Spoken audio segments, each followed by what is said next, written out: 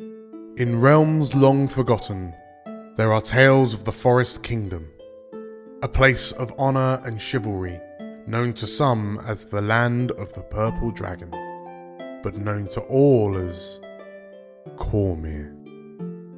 Hi, I'm Tilda, and I'm playing Hiram, a half-orc paladin. Hi, my name's Carl. I'm playing Catcher Donahue, human bard.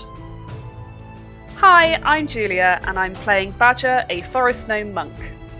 Hi, my name is Anton, and I play Balthazar, a Warforged Cloak of Azuth. Hi, my name is Al, and I'm playing Slate, a changeling druid. Hi, I'm Matt, and I'm playing Zombo, who is a halfling rogue/warlock. And my name is Dan. I shall be the Dungeon Master on this adventure.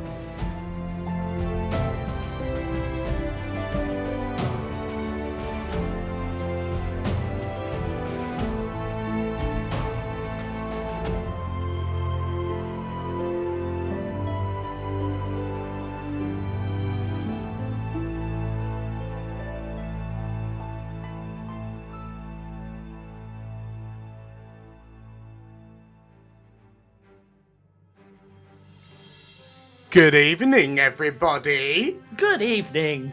Evening. Hello, Hi. DM Dan. Hello. Hiya. Yeah. Everybody. It has been a hot minute, hasn't it? Mm-hmm. Yes, we had a little impromptu break. In at least 2 Yeah. weeks. Is it 3 weeks? It's been an undisclosed amount of time because this is the magic of YouTube. It has been Yes. like Titanic GIF 74 years. Yeah, precisely. But yes, here we are. We have made it. We have converged on episode 28, the finale of level 9. And yeah, last thing we saw from our heroic Warhounds, they found a mysterious room at the base of the Emissaries tower, did they not? They did. Yeah. It's all squishy. I mean, It was if you very say squishy. no, can we get out of the fight? Can you wish it away? It didn't Yeah. happen. This isn't a choose your own adventure story, unfortunately. There are no It isn't. But ruby. let's be real. It was a. There are no ruby shoes to click together. What? Damn it, that was my only plan. I think it was everyone's only plan, but unfortunately, no. The dark evilness that lies at the bottom of this tower has awoken, and it has laid eyes upon you. So, without further ado, shall we get on with it? Mm-hmm. Yes, please. Sure. Yeah, it's gonna be painful. We'll see. Thousands of years ago, Netheril, the Empire of Magic, spanned great swathes of the Forgotten Realms, one of humanity's first true pinnacles of power, culture, and advancement. Driven by a lust for ever greater power, the Netherese Empire's arrogance shattered the weave, the network of magic created by Mistra which encompasses the world. As their flying cities fell from the sky and foreign powers converged like vultures, the city of Thortemthar escaped into the depths of the Shadowfell and began their fanatical worship of Shar, the Night Mother. Returning 1700 years later, the fate of Thortemthar and the shadow-infused Netherese at the end of the War of Shadows is well known. That there would be survivors and supporters of Return Netheril led by the Shadowvar is clear. But what of ancient Netheril? What dark powers and pacts might those inhabitants have courted to see their glorious empire rise again?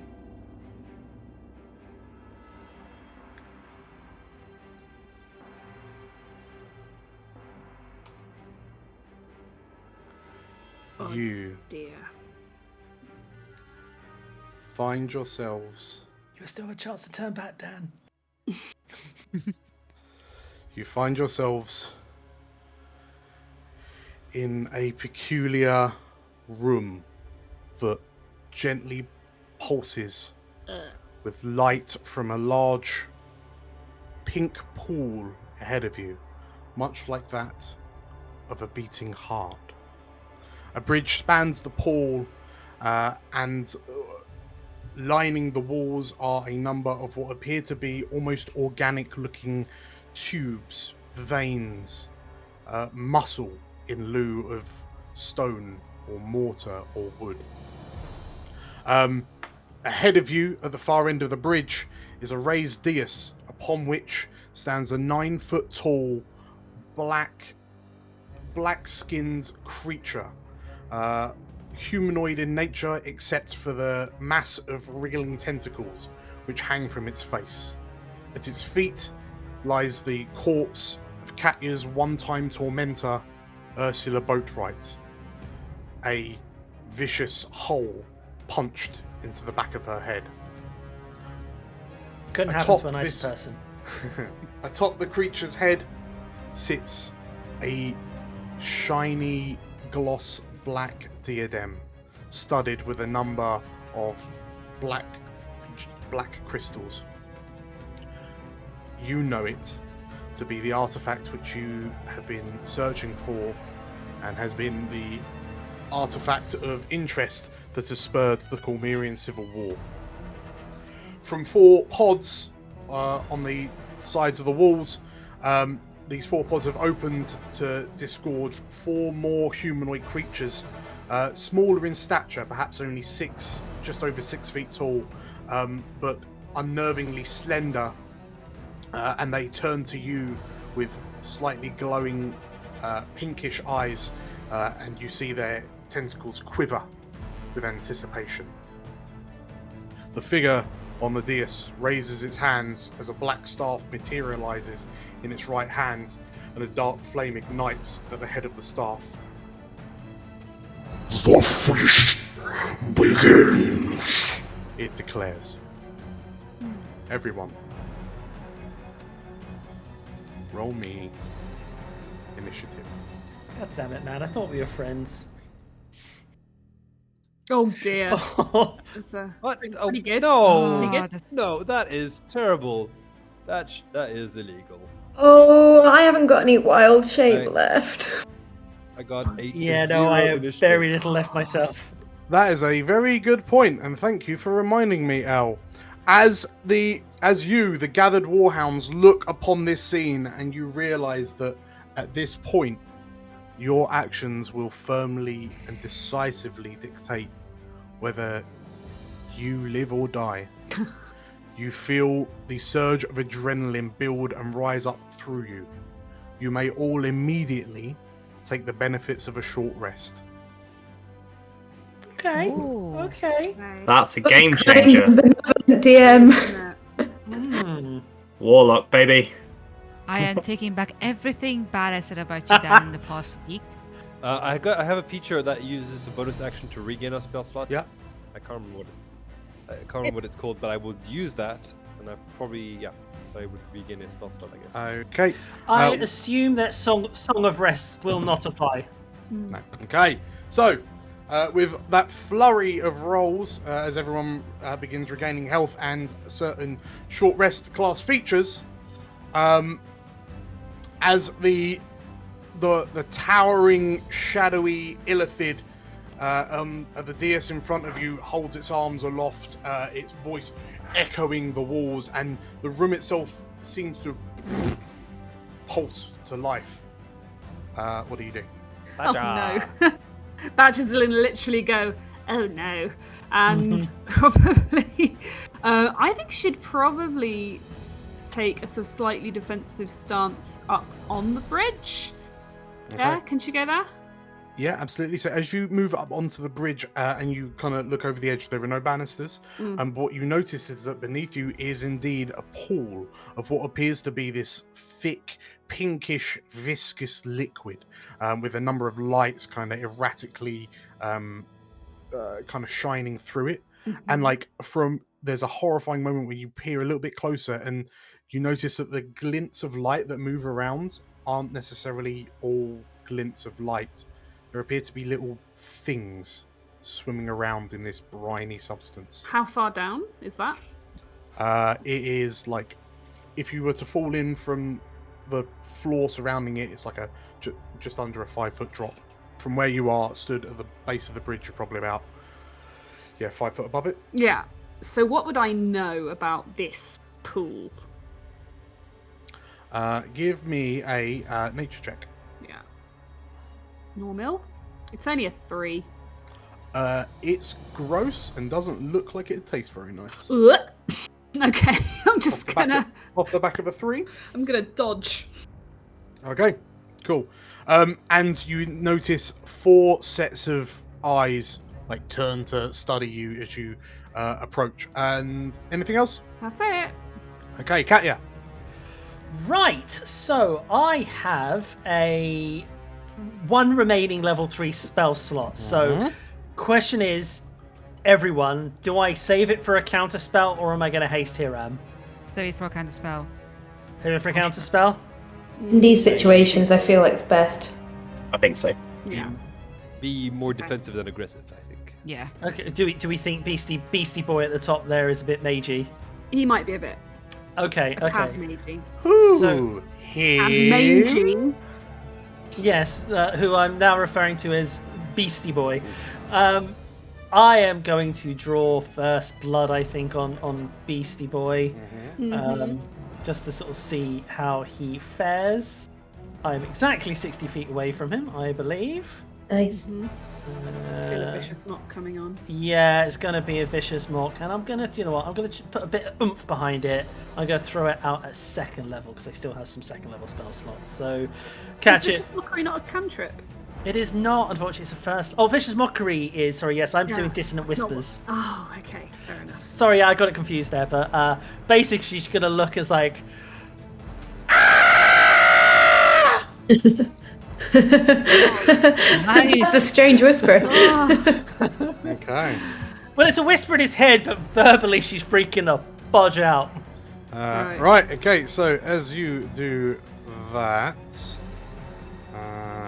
as you launch your psychic assault at the black-skinned creature, it rolls a nat 20. Son of a bee! Oh boy! And it turns its head and tilts it towards you slightly. And in your head, you hear a feeble attempt at psionics.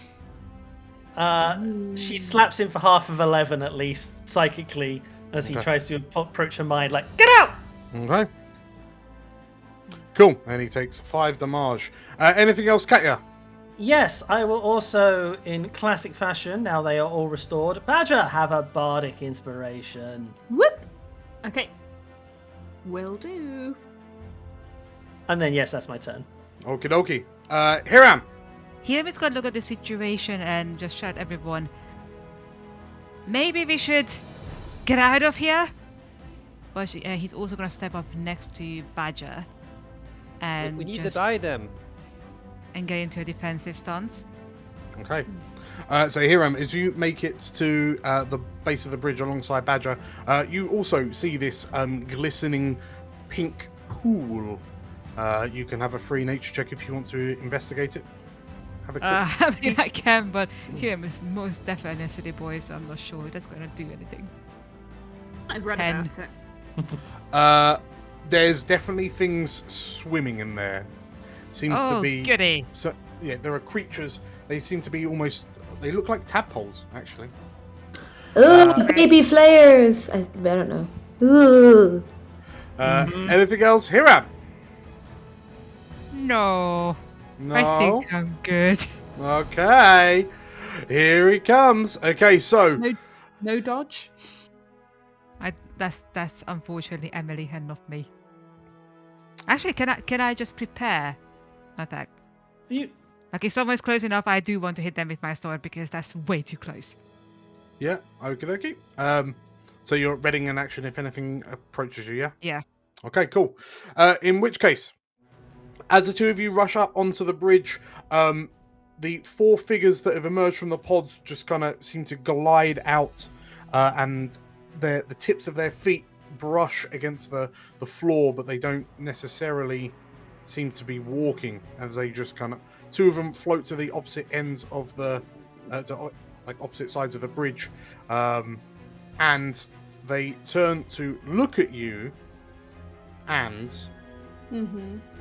Give us flowers. you knew it was happening.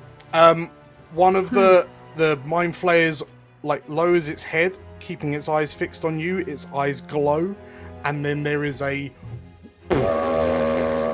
wave of psionic energy that flushes out towards you, catching you all. So everyone, please give me a DC 15 intelligence save as the mind flayer unleashes a mind blast. Intelligence. It's my least good thing. I get advantage for being unknown. Do we have to declare inspiration before we roll, or can we? You can use inspiration after the roll. Yeah. Okay, fine. All right. Oof. Close. I got a 10. An 18. Oh, nice. Oh, Zumbo, you're a natural 20. I think I've done that twice now. Oh, natural 20. Hey! Okay, so Badger will get the bonus for standing next to Hiram. Badger will get the bonus for standing next to Hiram. So, top to bottom, Slate, you roll a 10, Hiram 21, Badger 17, Katya 15. That 20s from Zumbo and Drool, and Balthazar passes as well. Okay, so in total, though, so Slate, you take 24 psychic damage as your brain is scrambled by this mind flayers as the reality shakes in front of it. Everyone else takes 12. Slate, you are also stunned. Stunned. So yeah, you are stunned, which means you miss your next turn. Oh. And then as that happens, They're going to do it again, aren't they? as that happens, the second mind flayer does the same and catches you all again. So everyone roll me another DC 15 intelligence save. Don't like this. Not again! Oh, it's okay. So It's all right. Balthazar makes a save. Hey! So everyone shout out your rolls as Balthazar rolls a 3. 17 Oh, no. with Hiram. 20. 6 and 16 for Drool. Okay. 23. Okay, so Balthazar and okay, so Slate's failed, Katya's failed, and Balthazar failed. Does anyone want to use inspiration? Don't have any. Have inspiration. Sorry, I should have said that adrenaline earlier. Everyone who didn't have it at the start of combat has an inspiration. Oh, then yeah, I do want to use Can I reroll inspiration. my save, please? You may reroll your save. Yes. 7! Ah! Oh. I've got such low intelligence. This is the worst thing for me to do. Oh god. Oh! Wait, I only have a 25% chance of succeeding. Oh boy! Okay, so with the re-rolls, Katya gets a 7, Slate rolls a nat 1, and Balthazar rolls a 9. Okay, so the second Mind Flayer's Mind Blast does a total of 20 psychic damage to you 3 and 10 to everyone else. Oh, this is going to be a short episode, people. Yeah. Bad. He's taken out all the support class.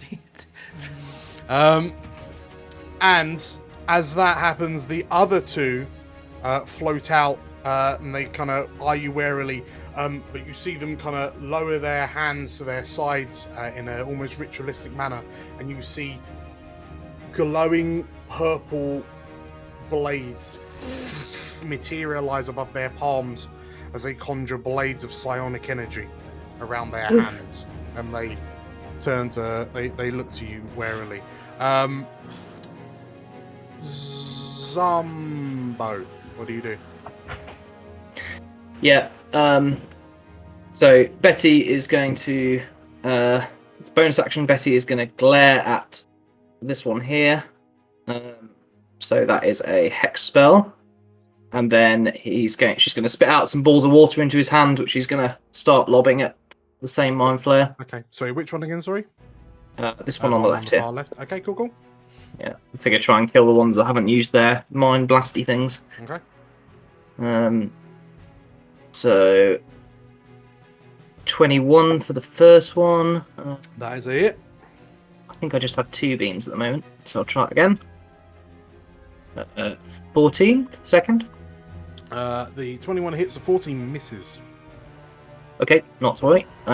So that was 10. 10 from the blast, and then an extra 6 from the hex. Okay. It's also going to have disadvantage on strength saving throws, or strength checks, I think it is. Okay, cool. Yeah. In which case, as Betty spoots out some water, it strikes a mind flayer, and its tentacles kind of whip around as the water kind of arcs across it. Anything else? He is just going to move back a bit, I think, and come to stand next to Balthazar. And that's me. Okay. Slate, as you just kind of like your brain, all you can hear in your head is a high-pitched whine. You miss your turn, but if I could have a intelligence save at the end of your turn, please. Yeah, there you go. Okay. And as you try to shake it free, the high-pitched whine stays, and you are still stunned. As that happens, like those of you who are kind of cognate, as you look around and you can see 3 of your number kind of rolling about, clutching their heads. The dark-skinned figure on the dais levitates up, rotates, and moves backwards onto the dais, and you see it lift up through a hole in the ceiling, and it disappears to a different part of it just leaves the room through a hole in the ceiling. Oh, we didn't like him Can we anyways. go there? So Can we follow? And with that done, Drool. Drool is Gonna be careful. He is Drool's gonna gonna be careful. hang back. So we can go run. Go bite something. I don't think we can run anywhere. We're on a floating island. That's true. We will make do. Could we lure them out into the room with the ghosty lady in it, and maybe she'll eat them? She can talk them to death. Sorry, Dan, I forgot to say that this mind flare would have been pushed back 10 feet. Okay, cool. I'll push him back. Drool is literally just out of range to attack one of them. He's going to hold his action then. Don't get eaten, Drool. Okay, as Drool runs at the mind flayer, the mind flayer sees you coming. It throws a hand out towards Drool. 14 versus Drool's AC. That is a miss. Okay, and one of the blades around the mind flayer's hand, it kind of flings off almost like a dart, but it just misses Drool as Drool kind of skitters out the way. Anything else, Drool? As I said, he'll hold his action. Okay, Balthazar. You have a high-pitched whine in your head, so if I can have I am stunned. an intelligence save, please. You roll a 5, so you as the psychic turmoil racks your brain or racks your insides. Cool. Okay. At the top of round, Badger. What do you do?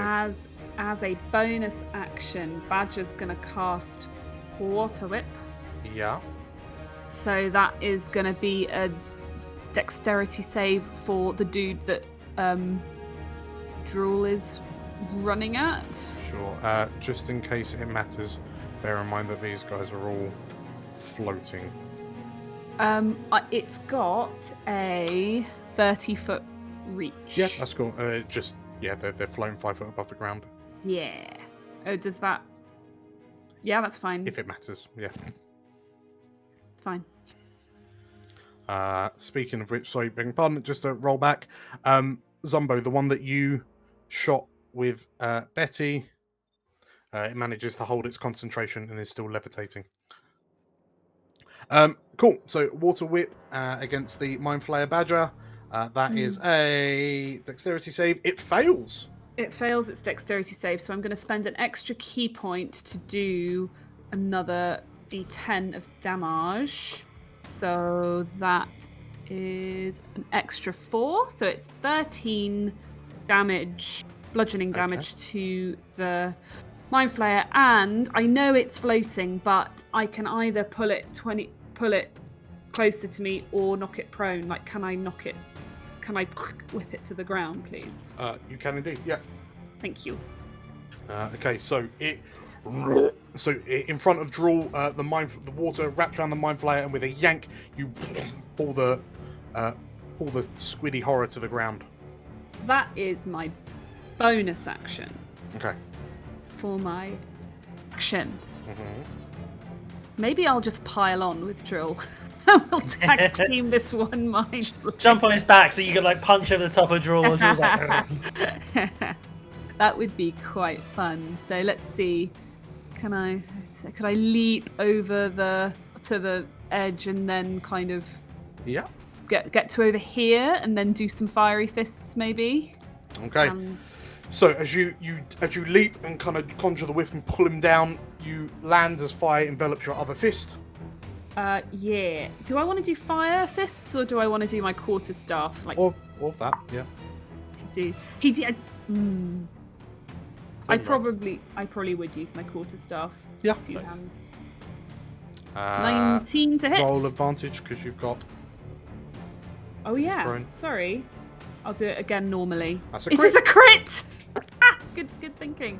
So that is 10 bludgeoning damage, and I'll do it again with advantage. It's a 19 to hit. That's a hit. 6 bludgeoning damage. Go on. That is not as much. I did way less than that. So I did 13 with the water whip. I did 10 with the crit and 6 with the normal hit. Yeah, okay, so we'll just quickly. So your water whip, it passes its concentration. Your first attack, it passes its concentration. And your second attack, it fails. Okay, so it lands and it loses concentration on its levitation and it's now grounded. And it like its tentacles flap angrily towards you. Anything else, Badger? Squid. Nasty squid. That's it. Okay, Katya. saving throw. Yes. Pass. Okay, so And how? as you kind of have that sort of like that noise. Tell you what, because you rolled a crit, you using your psionic power, you manage to kind of push out the noise, and you can have your turn now. Hey! I think she's going to step forward. She's going to step forward. At that point, shake it off, look to the Mind Flayer here, and she's just like, my turn. Ooh. And hit him with a Dissonant Whisper. It's only at level 1 this time, but she's going to basically send out her own psychic wave. Okay. So, as you fire a Sonic Blast back at the Mind Flayers, it will roll with advantage. And rolls a 22. Dear. As it's buffeted by the Psychic Blast, but doesn't seem as affected by it as you would hope. For 9 damage, which drops down to 4 damage. Okay. TM. Well, throwing psychic resistant creatures when you know you have a member in your team with psychic abilities. Not psychic, Again, just all magic. I thought we were friends. I've gone well up and beyond that. It's just all magic. They're resistant to, actually. Anything else, Katya? Well, if I have all my turn, there's another person who can do with a bardic inspiration. Why, Hiram, have one. Nice. Thanks. Okay, then Hiram that's my is turn, yes. powered up. Cool. After Katya then is Hiram. So first things first, I am gonna do a channel divinity Yeah. and turn the tide. So anyone with half or less than the hit points, Yeah. please have 4 hit points. No, plus your charisma mod, so 7. Isn't it plus? Oh, perfect. Is that not 7. accounted for? Okay. It's not accounted for now. Okay. That's Excellent. fine. I am definitely under half. Do you want to save that for later, Thank you. Tilda? No, I think with Slade and Katya, I think it's time. So all of us within 30 feet can get that, can we? Yeah. Also, Cool. where was I? It's here. I'm gonna move here and then here. Okay. And So then as I'm you going move up to- towards the mind flay, it kind of brings up this gnarled, clawed hand towards you, slightly Can I- webbed. No. Cut it off. Cut it off. So I'm going to stab it. Mm-hmm. 26 for the first You attack. get advantage because it's on the floor, just in case. Okay. I'm still gonna say 26 hits. 26. So he takes 10 damage, and then second attack. Can I do second attack even with a bonus action? Yes. Yeah. And 16. Here's a hit. Okay. And that's a 13. With advantage, just in case, actually. That was Oh, the you've one. already rolled it. Yeah, cool. Yeah, I just natural one for the second one, so Okay, so as you run in, it brings a hand up and kind of shields itself. And as you bring Argentis down, it kind of starts carving through this kind of semi-organic looking breastplate that this creature is wearing.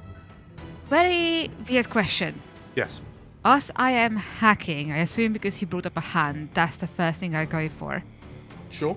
Can I cut in a way to sort of bat a part of him into the pool where the babies are? Just to see what happens? Are you hoping they're piranha babies? I don't know what I'm hoping for, I'm just curious. I'm hoping they're piranha babies. You knock the like as the mind flay kind of lifts its hand up as you approach. The first swing from Argentis lops off like 2.5 of its fingers. And as they boop, boop, into the pool, you see these creatures that look. They look like small kind of worms with circular squid-like mouths, and you see them kind of swim up and start nibbling away at the fingers as they descend into the slime. Oh, they nasty. Oh, they are piranha babies! Yes. Okay, Ah, that's- I know what to do. Lovely. Man player's going for a swim. You all Anything know else? what to do. Anything else, No, Hiram? no, I know I'm done. Okay. First things first. Sensing one of its brooders in trouble, the mind flayer on the far side No. swoops over and No. kind of levitates up onto the bridge. Let's say there. No. And Oh, no. its eyes illuminate as it blasts Hiram and Badger and Drool with another Mind Blast. Hiram passes, Badger passes, and Drool passes. Okay. So none of you are stunned, and you take 10 psychic damage each. Phew. The Mind Flayer on the floor rolls away from the pool, Oh my god, the image of that. looks and then looks up to you, Yeah. and Realizes that Badger is super cute and adorable and falls in love instantly. no, looks that. delicious. Badger looks delicious. Okay. Like a starter. Fires a mind blast at the two of you from the ground, catching all of the Warhounds a third time. This is getting really Oh, boring. finally. man. I critted. Hey. Who of us critted? Okay, so Badger and Hiram, yeah, you both crit. Zumbo fails. Drool fails. Ooh. I'm going to use my inspiration if that's alright to roll again. Zumbo passes. Katya did I roll? passes. Did I roll? Did it roll? Did it do the thing? No, I don't think it did. Does Can you roll for Drew me? also get inspiration? Like at the start? No. Good saves. I'll roll for you, Balthazar. Yeah. 15. Okay, so everyone except Drool passes. So Drool takes 23. Everyone else Drool's takes down. 11. Oops. Oh, 5. Yeah. So Drool drops down as he's bombarded by psychic energies. This isn't good. The mind flayers at the back like psychic blades emerge from their hands, and one of them fires, like hurls one at Hiram. 23 to hit Yeah, that hits. Oh. for 7 psychic damage. Okay. The other one floats up onto the bridge and sees the meddlesome psionic. Yes, Carl? Sorry, Hiram, how much did that hit by? Too much. Quite a lot. Yeah. Too much being. 5. I Oh, could very- try a cutting words. No, I think hold on to that one. Okay. Okay, so yeah, the Mind Flayer looks at the meddlesome psionic and flings a psychic blade at her for 9. So which is a miss. No. Then so that Mind Flayer is recharged, and then this one fails. Okay, cool. Zumbo. Yeah, okay. So he's gonna dart out of cover. Yeah. 5, 10, 15. Okay, 20. Eldritch Blast. Yeah, Eldritch Blast. you know it's coming. Okay, so he's fairly happy there. He's Can you gonna. knock them into the pool. Yes, that is the plan. So this one here, Yeah. directly away from me. Hopefully he'll be knocked into the pool. So he's gonna. Bessie's gonna spit some more balls of water into his hands. He's going, "Oi, ugly, catch!" And he'll some more Eldritch blasts.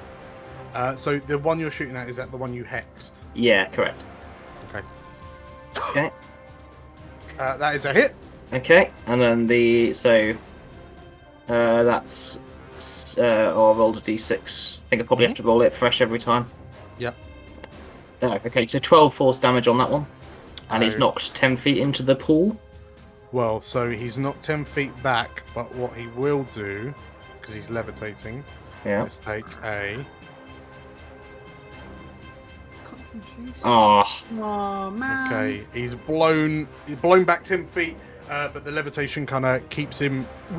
He kind of hovers gently over the pool and then turns to look at you. yeah, no worries. Okay, I'm gonna hit him again, I think, because I'll Alright. get extra damage against him. Yeah. 19. That is a hit. Okay, lovely. So 12 plus another d6.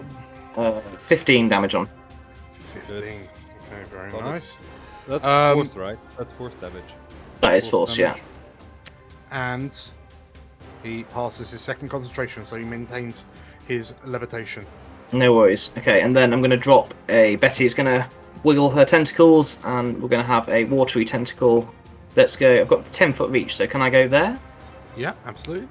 Okay. So I'm not Cool. in Hiram's way.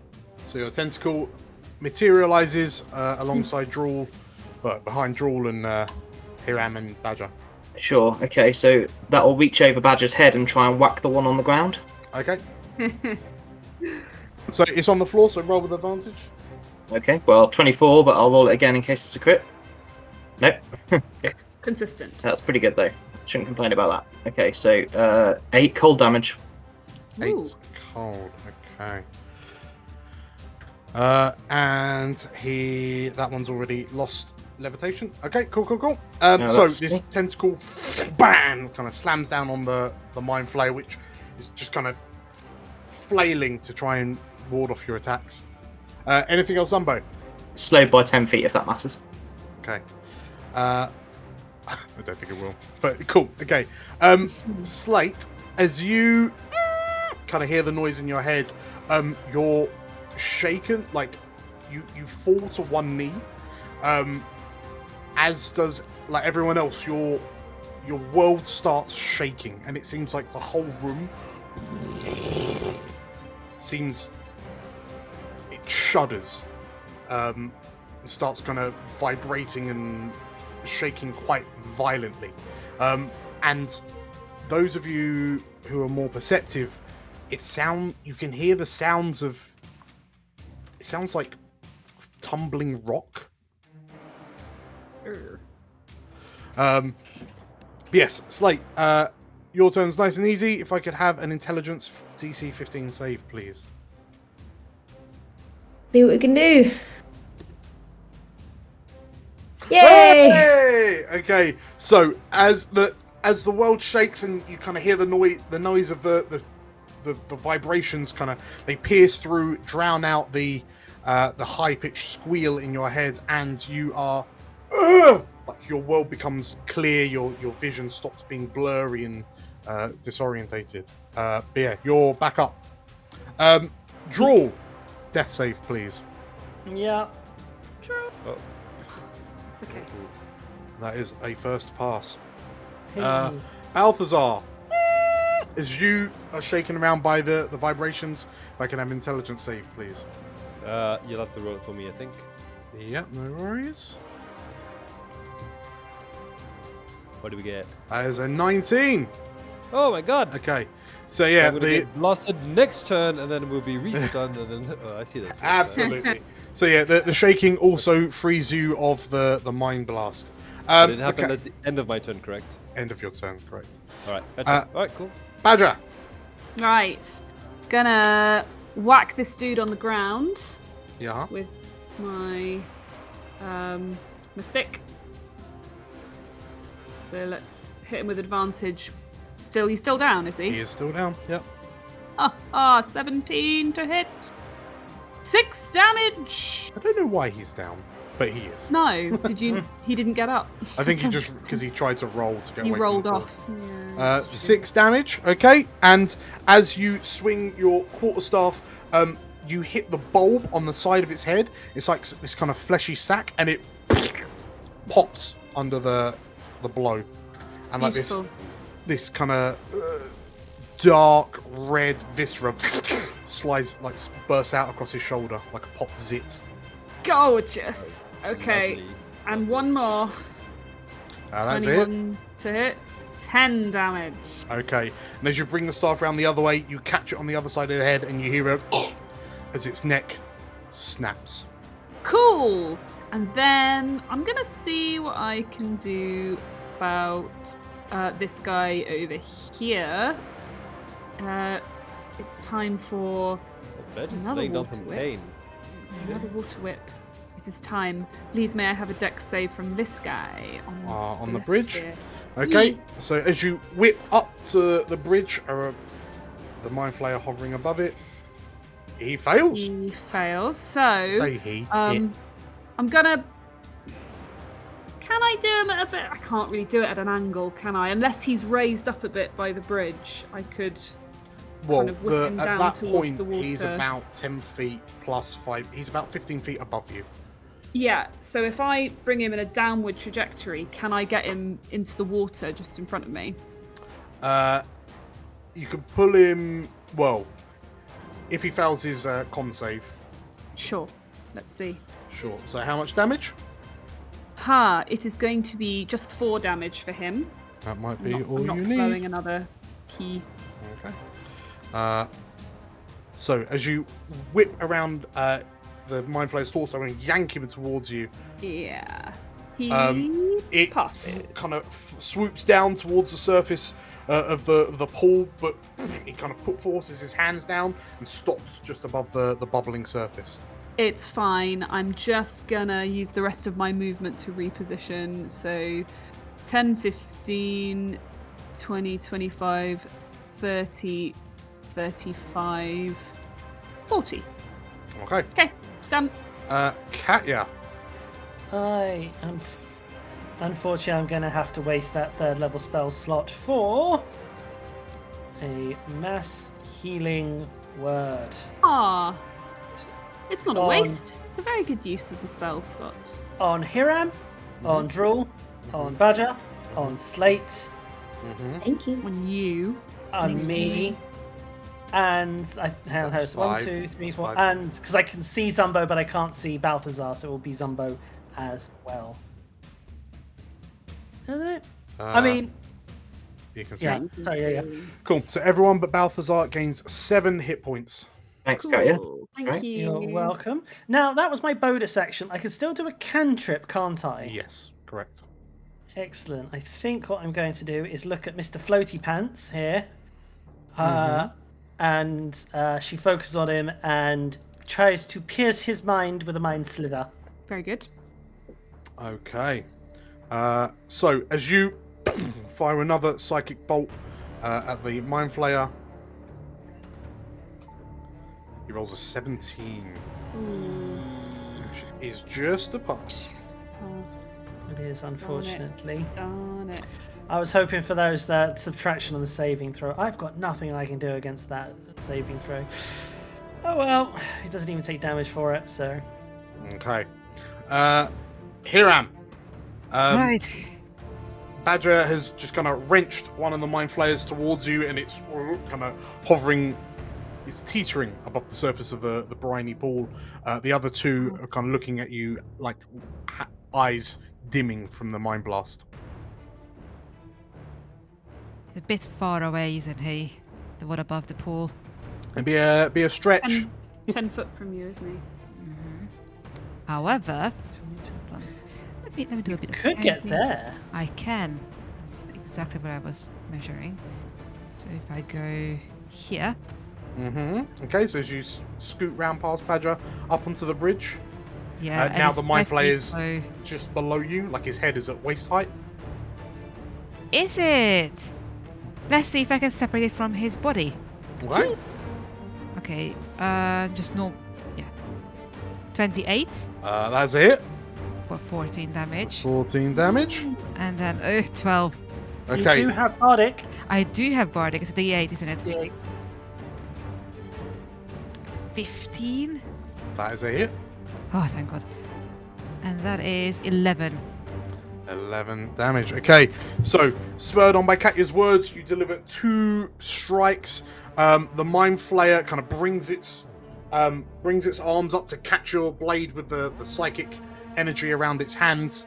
The first blow, it is knocked down, and you see its foot touch the surface before it kind of pulls itself back up. The second attack, He's sturdy. keeps its mental fortitude, and then it turns to look at you. Anything else, Hiram? Hold on. Oh no, I don't think I can do anything else annoyingly. Yeah, that's it. Okay. Oof. So, the Mind Flayers, the surviving Mind Flayers, these 2 on the far end of the pool, they levitate up,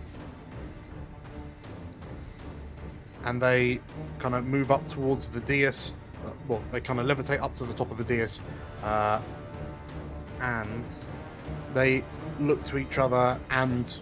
The numbers work against us. Let us balance the odds. Uh-oh. they say to one another. And Hiram, Yes. Oh no. one of the Mind Flayers kind of reaches into your mind. Can I have a DC 15 Wisdom What a save, monster! What? It affects humanoids as well. Oh, I didn't like that at all. Okay. 16. Yes. Oh, Okay, so the first Mind Flayer reaches in and... The mind is strong. Help. And the second one also casts it. no. Ah. 11. But I'm going to use my inspiration to reroll that. Mm-hmm. Come on. Come on, please. Yeah, 19. Yes. That's what we like to see. Okay, so Hiram, you feel your mind being taken over by the 2 Mind Flayers concentrating on you, but you manage to force your way through it, and your mind remains your own. They look to one another and... Troubling. they say. Most irregular. Okay. One of them, It. Mhm. the one that you were just attacking a moment ago, Hiram, Come at me, bro. Don't do it. turns to I mean, you. better me than everyone else. It turns to look at you, and while you're distracted by its 2 brood that just try to dominate you, and as you kind of open your eyes and roar out and maintain your control, you notice that the one that you just attacked is lunging at you. Its tentacles splayed out. 16 to hit. Nope. Okay. It kind of swoops up alongside you, but you bat it to the side as its tentacles try to wrap around your head, but you manage to push it aside. And then it kind of reignites the psychic blades around its fists. Zumbo. Yeah, I think rinse and repeat, really. Keep machine gunning. Okay. I'm gonna keep up the barrage on that one. Okay. Zumbo's nickname should be Gatling. Yeah. Okay, 22. 22 is a hit. So that's 8 plus 6. Plus. So 10. So 10 damage, and it's blown back 10 feet. Yeah. And I'll just hit it again. Why not? Sure. Yeah. As an aside, it's going to get +2 to its save now from the height of the dais. Okay. Coming over. I only rolled a 10 anyway, so I don't think it matters. Okay. So you throw the second, and it splashes onto the edge of the dais as it's blown away. I use my bonus action to move the tentacle to stand behind Hiram. Okay. Does he take a concentration check as well for his levitation? He does indeed. Thank you very much. You hear a crash as the thing thuds to the ground. Yeah, so the tentacle it'll dive into the ground like it's burrowing, and then it'll burst out in a splash of brine behind Hiram. Okay. And smack Mr. Tentacle. Yeah. Not so good this time. Okay. So it tries to lash out, but Hiram instinctively parries away the tentacle. After his wasn't trying to hit Hiram. Yeah. Anything else, Zumbo? No, that's. I think I'm happy with where I'm stood. Yeah, that's me. Okay. Slate. Slate. Slate. I think I'm going to do something quite stupid. Yay! Stupid's what we need in this fight, yeah. Sorry, just before your turn starts, I should just say, the rumbling that shook you out of your stupor, everyone, you notice that the rumbling seems to be significantly lessened now, and you all feel this kind of like your legs start to feel a bit wobbly, and you feel this almost kind of downwards lurching in your stomachs. Oh no. Oh dear. Are we dropping again? Yeah, what are you doing? Oh dear. So, can I just check? Do I recall Mind Flayers? Have they got high wisdom? You can give me a nature check as a bonus. I will. I will do a big nature check. Nice. Okay, so Mind Flayers are... They possess great mental fortitude, yes. Fine. Across the board, in fact. Fine, whatevs. Okay. And... Okay, fine, I'm just going to do this. It's going to be fine. From the very back of the room, I'm going to cast... I know they're not really good, they're great at magic stuff, but I'm going to still cast this because screw it. And I'm going to cast it at level 4. It's impressive. Quite a bit of suspense you're building here. There we go. Wow! Holy moly. Okay. So Slate, as you kind of shake your mind free of the mental assault, you lift your hands up, and what a comeback! Lightning crackles between your fingertips as you create a thunderstorm inside the room. Wow. Sizzle! Burn! Sizzle, Be surprised! Sizzle. Yeah. Right, so what do I need to shocked. do? A bolt of lightning flashes down. Each creature within 5 feet of that point.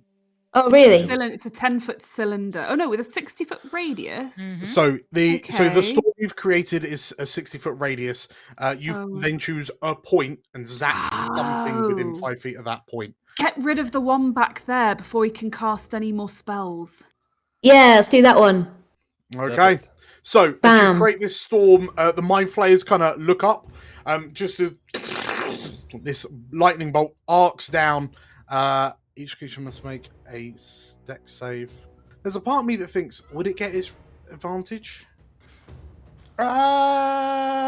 Does prone like? It's a magical not effect. prone. It is a magical effect. Yeah. Okay, so it attempts. Oh. Okay, so Oh, it puts nice. a hand out and kind of diverts the lightning around it as best it can. But roll for damage. So that is what 20, 22. 22 plus 8 11. divided by 2, so 11. 11 damage. Okay, and you smell this burning rubber as the mind flare does its best to divert your lightning attack. Buzz. Anything else, Slate? I mean, I'd love to turn into something to save myself, but I don't want to lose this beautiful lightning cloud. Okay. Yeah, just get behind So- some rock or something. Yeah, I'm gonna go and hide. I'm gonna go cower over here. Okay. Next up is Drawl. As Drawl gets up, so that'll be half movement, bear in mind. Son of a. I guess I'm not going after that guy then. 20. Okay, so as Drawl runs around up onto the bridge alongside Hiram, who's fighting against the Mind Flayer. He leaps into the air. The greatest of ease. That is a Very hit. natural. Chomp. He does 12 damage. And he grabs onto hit the robes and starts yanking downwards. So Yeah, so strength check. It passes. Is it kind of, you grab on it and you try and pull it down, it just kind of boots Drawl in the side of the chops to make him let go? does he get con save though? However, he does. Hey. Yeah, these Mind Flayers don't like walking. That's the turn. Okie dokie. Balthazar. Down at the bottom Balthy here. boy will wake up and go, oh, I feel dizzy. Oh, wait a minute. And then we'll go forward. We'll cast Bless at second level, targeting Hiram, Badger, Zumbo, and himself. You get D4s on your saves and your So attack rolls. Hiram, Awesome. Badger, Yeah. yourself, Yep. and And Zumbo. That's really helpful. Thank you. Yeah, fantastic. Hashtag blessed. and I'm gonna Hashtag move. blessed. I'm gonna move here. okay, move to the flank of the room. Yeah. Cool. So as you kind of channel Azuf's light through the room, anything else? Bonus action Shillelagh. That is my turn. Okay. At the top of round, Badger. I really want to get rid of that guy up there. I really, really want to get rid of him. So 5, 10, 20, 5, 30, 35, 40. And now I could either dash or how high up is he? How high up is that? So that D stairs? is about 10 foot up, and the stairs are just 10 to, yeah. So you'll be able to jump it, or there's the stairs just in front of you. Can you step with the wind it? I mean, I can jump 10 foot regardless. It's fine. It's just a toss up between whether I water whip him down. I have to spend a key point regardless. Bear in mind, as it is right now, you probably can't see him because he's No. because of the height difference. You can see the. But I the know one to the I know left. he's up there though. You don't know I? he's up. You know there's two of them up there for sure. You can see Hey, tell you one. what. Tell you what. This lightning I'm- effect is impressive. I'm gonna bonus action dash. Uh-huh. So I'm going to use a key point for that, which means I can get 5, 10. Okay, and then I'm going to fiery fist him. Okay, so you're 10 foot up. Is he on the same level as me now? Here, yeah.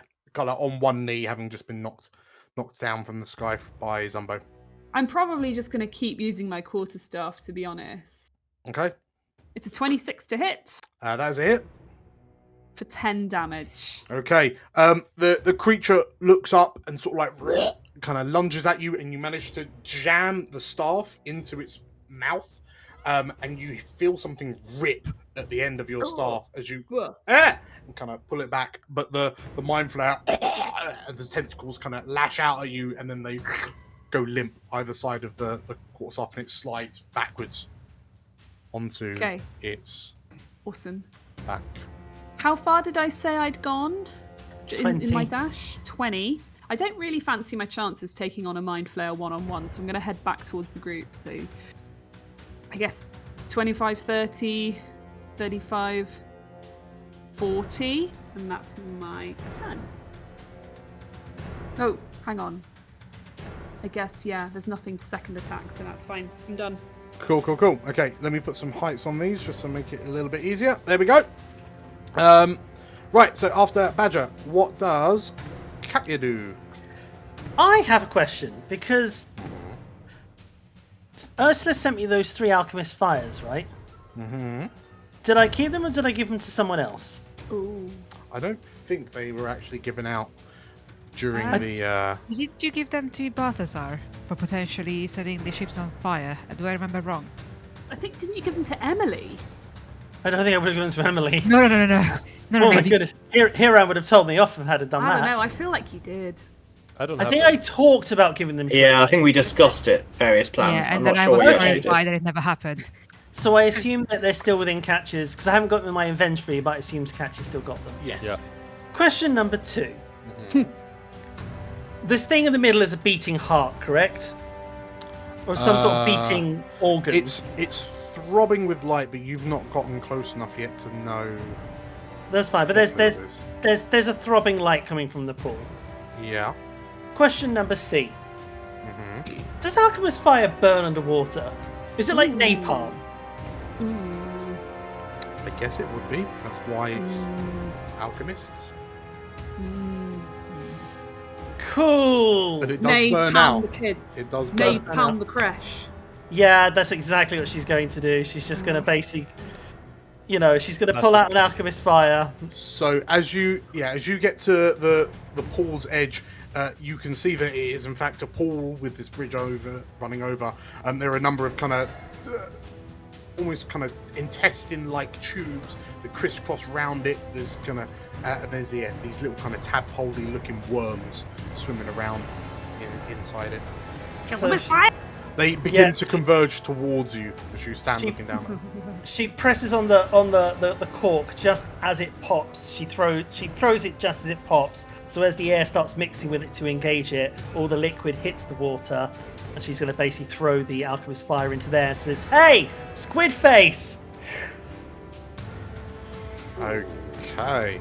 As you do that, then the alchemist fire hits the surface, and there is a boom and a bang, and you hear a loud screech as the creatures ignite.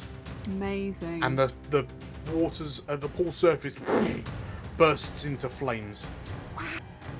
Oh! Why is everything flame so much more than I expected to? And the 2 remaining mind flayers look at you and kind of hold a hand out. And I guess for my bonus action then, she's going to be like, "Hiram, get him!" And throw you a bardic inspiration. And that's my turn. Okie dokie. Hiram. The mind flayer in front of you it's like its eyes are wide as it looks from side to side as the flames lick across the surface of the pool, and the flames kind of reach up to pretty much level with you on the bridge. And you could, like, over the sounds of the roaring flames, you can just about make out the sounds of like as things popping. Oh my god. Right, I would like to... I think I would like to swing at this guy in front of me in a way that would push him back and off the bridge. Yeah. Bear in mind he's still levitating. We will see about that. Leave down. Okay. But yeah, you can trade in one of your attacks for a shove. I think attack first, see if I can Yeah. rattle him. Yeah. Good idea. Okay, so yeah, as you sidestep, bring in Argentus. That is a 18. hit 16 damage. for 16 damage. That is... and the Mind Flare... as it reacts, it is still floating, I'm afraid. Okay, that's fine. In But that it case, I'm just clutches going at the wound that you just slammed into its side. In that case, I'm just gonna stab at him again. And Okay. hope for the best. 26. That is also a hit. 13 damage. And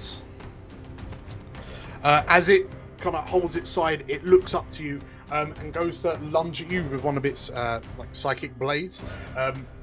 As you kind of parry the blow away and skewer it through the sternum, it looks to you for a second, confused, and then it slides off the end of Argentus into the burning pool below. With a I'm gonna shout from far away. Try not to lose all of them. We need their heads. Remember, we could make money from this. Priorities, late. We got one here. That's true. Got two. Got one up there as well. We're good. Okay. Anything else here? Yes, I am going to move. I already moved 5 feet before. I would like to start going towards the stairs. So I'm gonna go here. Hey, friend. Okay. So, as you kind of rush in, kind of hugging the terrain. Anything else? Nope. Okay. The one surviving Mind Flayer kind of looks... Oh. Okay. I do not understand of that. Never trust a smiling DM. Yeah.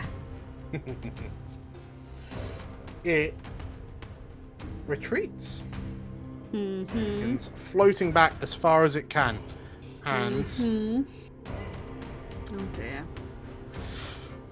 it seems it readies an action, kind of adopts a defensive pose, and yeah, that's pretty much it. Zumbo. Get him, Zumbo. Okay, well, he is 90 feet away, so Betty is going to turn her angry eyes on him. So Hex is transferred to him. Bear in mind, it's more like... Oh no, see. Yeah, you have to add the 15 feet on. So Okay, no 105. problem. I can just move, it's fine. Yeah, that's cool. 5, 10. Okay, so go to like there. Yep. So hopefully I can see him now. Just about. He'll get +2 to his armor again for the cover of the dais. Like the level difference. Okay, alright. So would that be the case if I stood on the bridge properly? If you go 10 more feet forward, you'll have a clearer line of sight of him. That's great, because that's my movement finished, so that's perfect. Oh, perfect. Alright, so yeah, I'll come and stand by draw and bonus action transfer the hex onto him. Yeah. And then blast away. 25. Nice. Okay. So 11 total damage there. Okay, and the bolt of water, like it watches as this bolt of water comes towards it and it slams backwards. And then 13 more damage. 13. Okay. Solid. And that's my bonus action and movement. So. Okay. Slate. So, I'm gonna walk up so I can be a little bit closer. Yeah. And I'm gonna go kablee and smash the one again. Okie dokie, so it's a dexterity save, I believe. Yep. It's DC 14. DC 14, so first things first, has advantage and rolls a 15. No. How much? So it'll damage? still take Oh, so I should just 4D. say a 4d10. 4D10.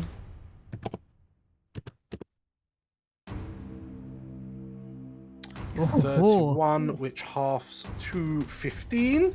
Okay. And I forgot to do this a second ago, but Zumbo, off the back of your first attack, it's grounded. Nice.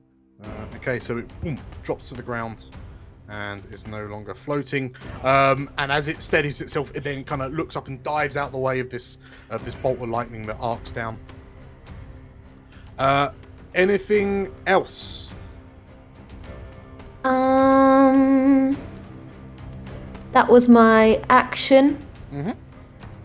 So I've only got a bonus action. And the bonus action is gonna be nothing. Okay. Drool. Drool Dog on a is bridge. Drool's actually just going to retreat. Okay. And lick his wounds. He's got nothing. Gotcha. Balthazar. Balti boy, 30 feet. Okay, as you run into the indoor lightning storm. Yeah. And he will take his staff in and with the other extend it and cast magic missile. Okay. So magic missile. Second consume spell slot. Let's go. Okay, and then we'll add +4. So 10 + 4, 14.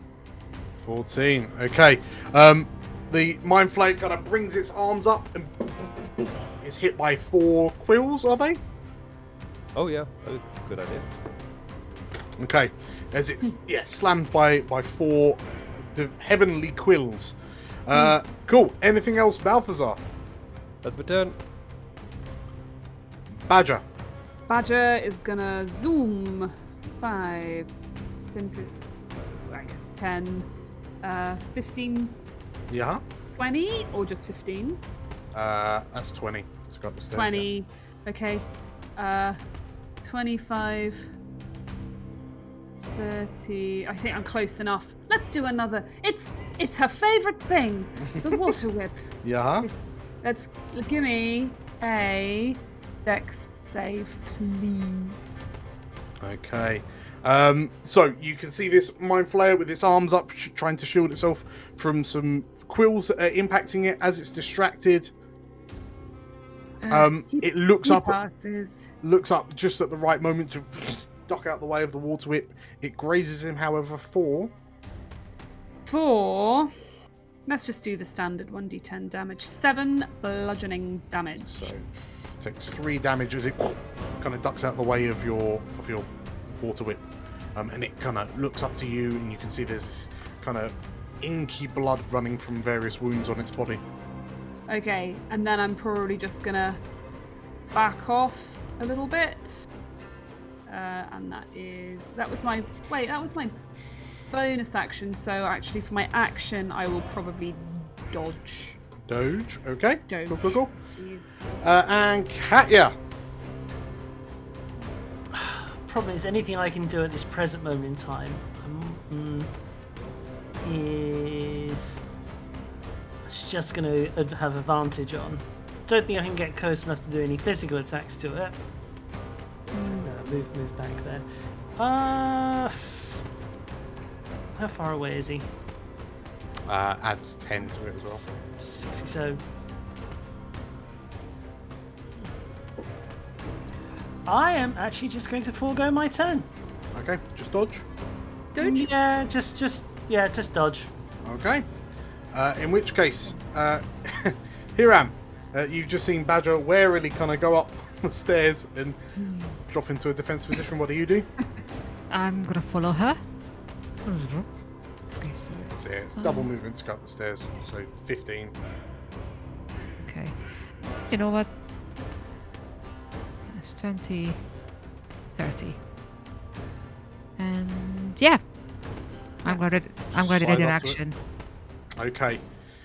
In which case, the Mind Flayer sees the two of you approaching. It studies you for a moment, and then you see it kind of pull its hand away from its side, and it looks at a hand kind of dripping with its lifeblood. and its brow furrows. And you hear it say, Not today. and there's a, The cheeky bugger. and the Wow. mind flayer just rips itself out of existence. Amazing. No, we needed that head. So as the last fight, as that mind flayer disappears, Hiram, you're left kind of looking like, there's 3 dead mind flayers behind you, and then above you, about 15 foot up, you see a hole into the ceiling, and you can see through the hole that there's another kind of room up there. And as you turn to look to the others, just as an aside, because it's making me feel a little seasick, we'll stop that.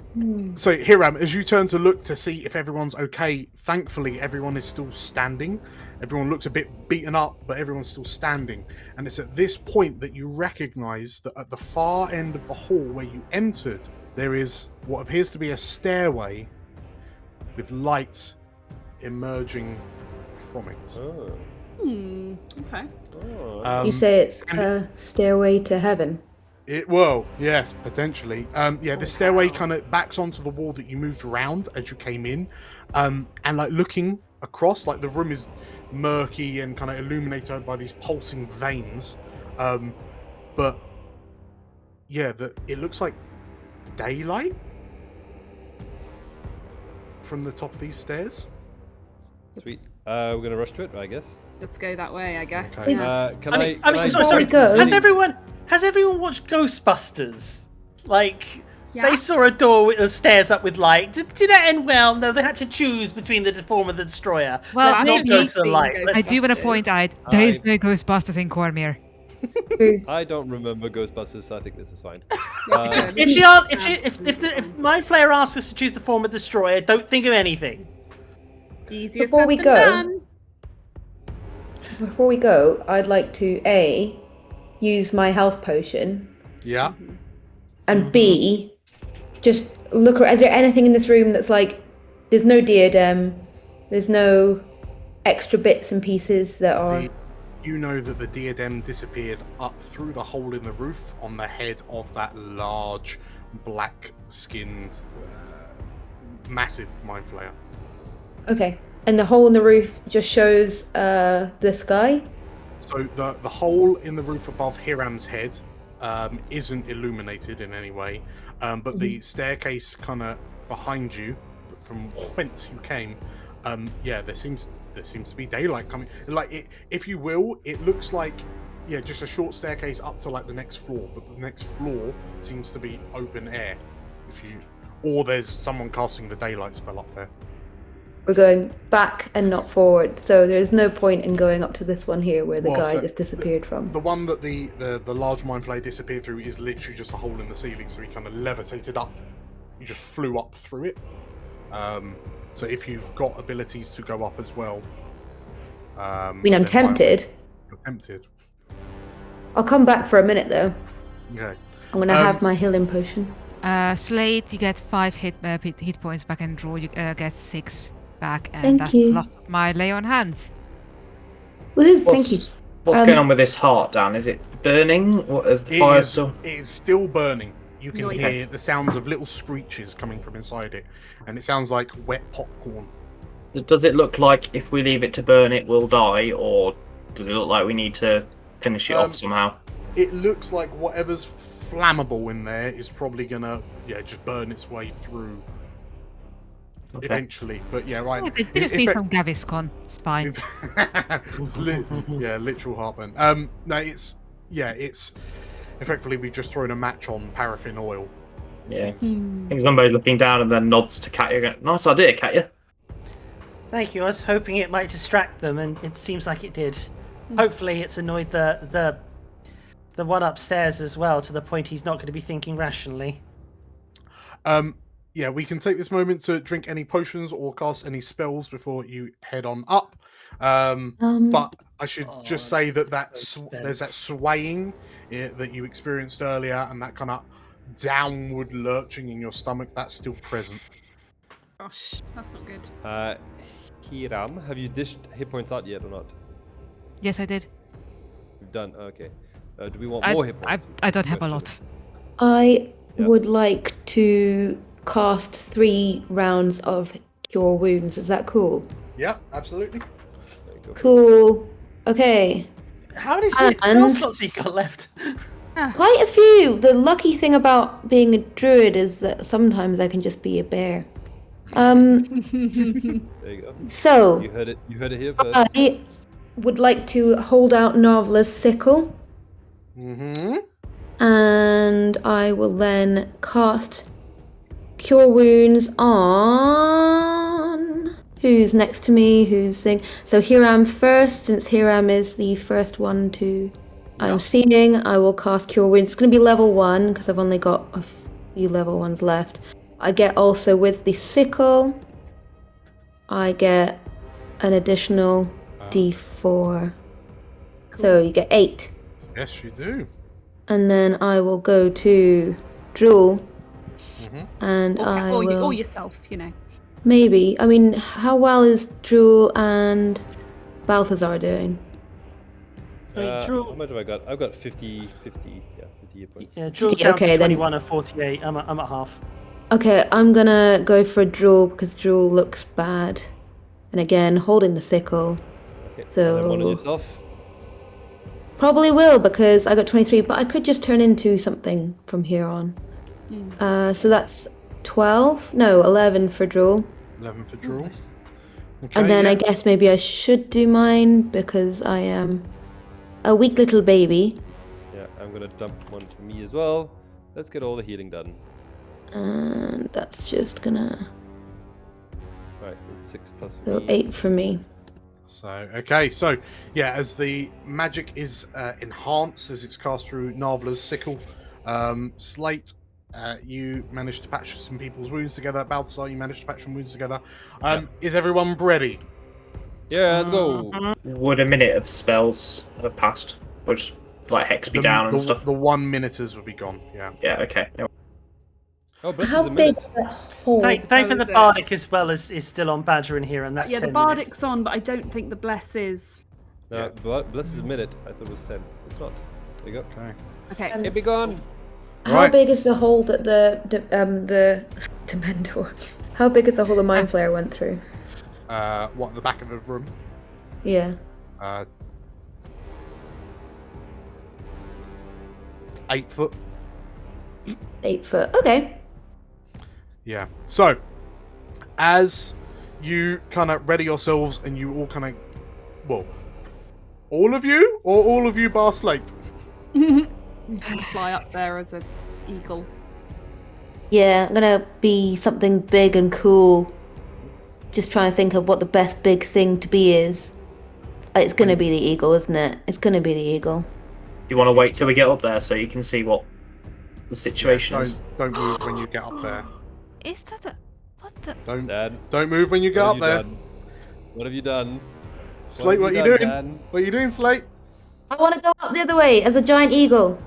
Okay, you go as a giant eagle. Guys. Bye-bye, Caca. Kaka. Okay. Right. No one move up. No one move upstairs. We're gonna turn Slate into a giant Ermagerd. eagle. Wee. Right. So we've turned you into a giant eagle.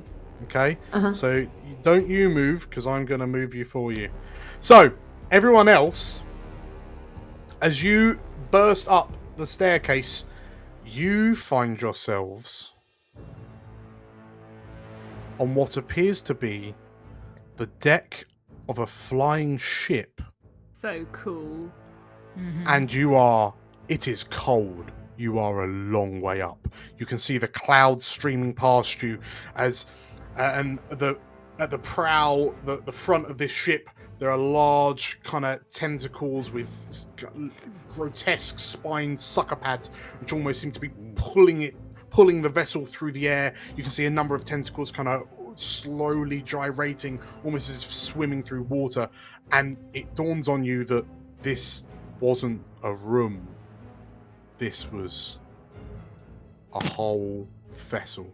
And as you kind of step out and move forward a little bit, and kind of take in what it is you can see, as you turn around and look, so you realize that the corridor that you came through once upon a time is actually the prow of the ship. You can see bits of rock and dust from the rocky tunnel at the base of the Emissaries tower that you were in, and you realize that tower was potentially a little more than some sort of dock, a garage, if you will. As you turn to look, like over your shoulders, looking up, the back of the ship has this large kind of shell, almost like it's almost snail-like in its shape, and at the front of the shell, you can see what appears to be this almost kind of film-like screen into what appears to be some sort of like cockpit, you can only describe it as, and you can just about make out the shape of the large mind flayer attached to various tubes which move towards the walls and ceilings of this cockpit, and it appears to be, it's moving its hands, it appears to be guiding this vessel, whatever it is, through the skies. Ermagerd. Slate, you emerge as you kind of climb up through the hole in the ceiling. As you kind of flap up through the cramped hole, you find yourself in another room similar to the one you were in, but like your bird eyes open wide as you look around and you see another 8 pods. Oh no. Similar to the ones that were downstairs, and you watch as steam, they start to, you can see moisture, condensation dripping around them, and steam starts to escape their edges, and you can see the forms inside beginning to move. Another 8? Are you kidding? And Slate, as you realise you've stepped into what you can only describe as the dormitory. The barracks. Mm-hmm. We'll grab a 10-minute break. Oh god. Yowza. Oh dear. Good. Oh dear. A shame you don't have the rest of the alchemist fire with you. I have 2 more. Yeah, but you're not not with Slade, are you? Yeah, no. Oh, I thought you saw me. Oh no, yeah. I'll see you all in 10. Hi. Hello, it's Badger from the Warhounds. Every morning when I wake up, I resolve to help at least one person, preferably 5. If you want to help us, leave a like and hit the subscribe button, and follow all the fortunes of the Warhounds. Thank you.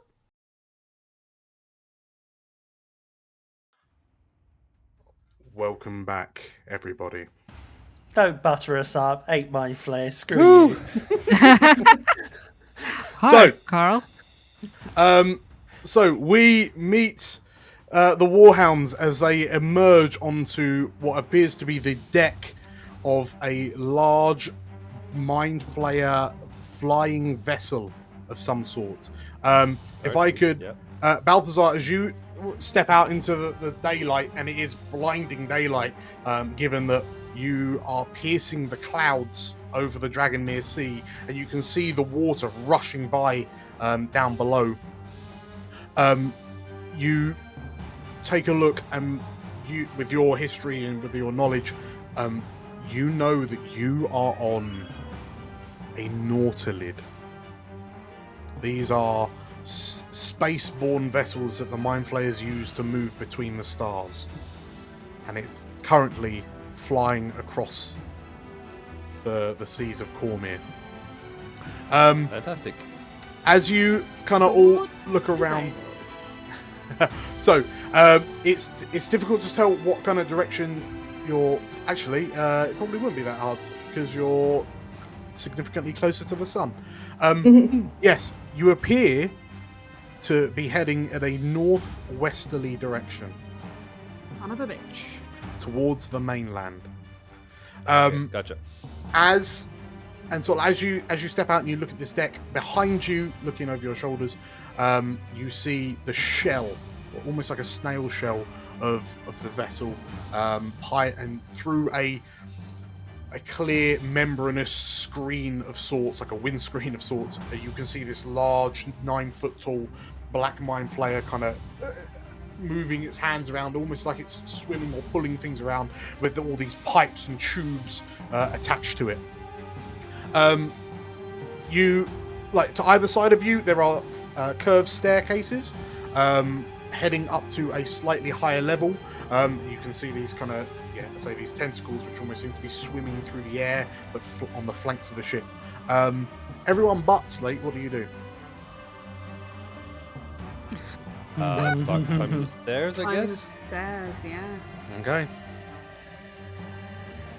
So, as you begin moving up the stairway, up onto the higher level, you can see that there is what are effectively 2 entrances to this shell.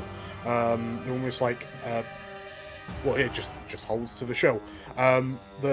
Unlike the sides of the ship, which look distinctly fleshy, this, the shell and the floor you're on are decidedly kind of chitinous. As you kind of look in through these entrances, you can now all see what Slate can see. The telltale glowing pink pods of what appear to be more mind flayers. And you hear a from inside as you watch these pods. Steam kind of washes out from them and they begin to open up, and Slate, you watch as no less than 8 mind flayers emerge from the pods, and you see them kind of look at one another. It's difficult to read facial features, given that you can't see their mouths for the massive tentacles, but their brows appear furrowed as they look to one another and then look to you. Slate, in this exact moment, what do you do? What is around me apart from the mind flayers? Don't say mind flayers, because we know they're there. But I mean, what is there? Is there any kind of like contraption that would help to run the ship to like bring it down or anything? Well, to the south of you, you can see that there are 2. They look like, these 2 almost like bone-like structures which rise from the floor to the ceiling, which seem to be acting as some sort of kind of natural support. There's obviously the hull directly beneath your talons. You can see kind of more writhing intestine-like tubes running through the walls, through kind of gaps in the walls. There's that gentle pink thrumming light.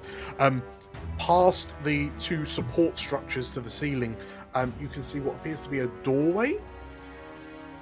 There's like an area that's closed off, like there's a chitinous wall almost.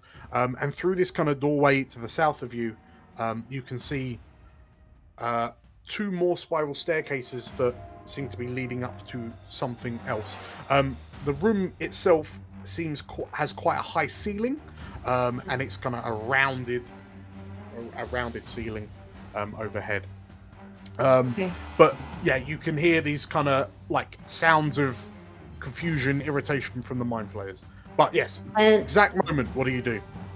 How ready are they? Are they needing to prepare, or are they ready to go? I mean, the mind flayers you met downstairs were good to go pretty quick. Okay, fine. Can I fly? No, not into there. Can I fly away? Yeah, absolutely.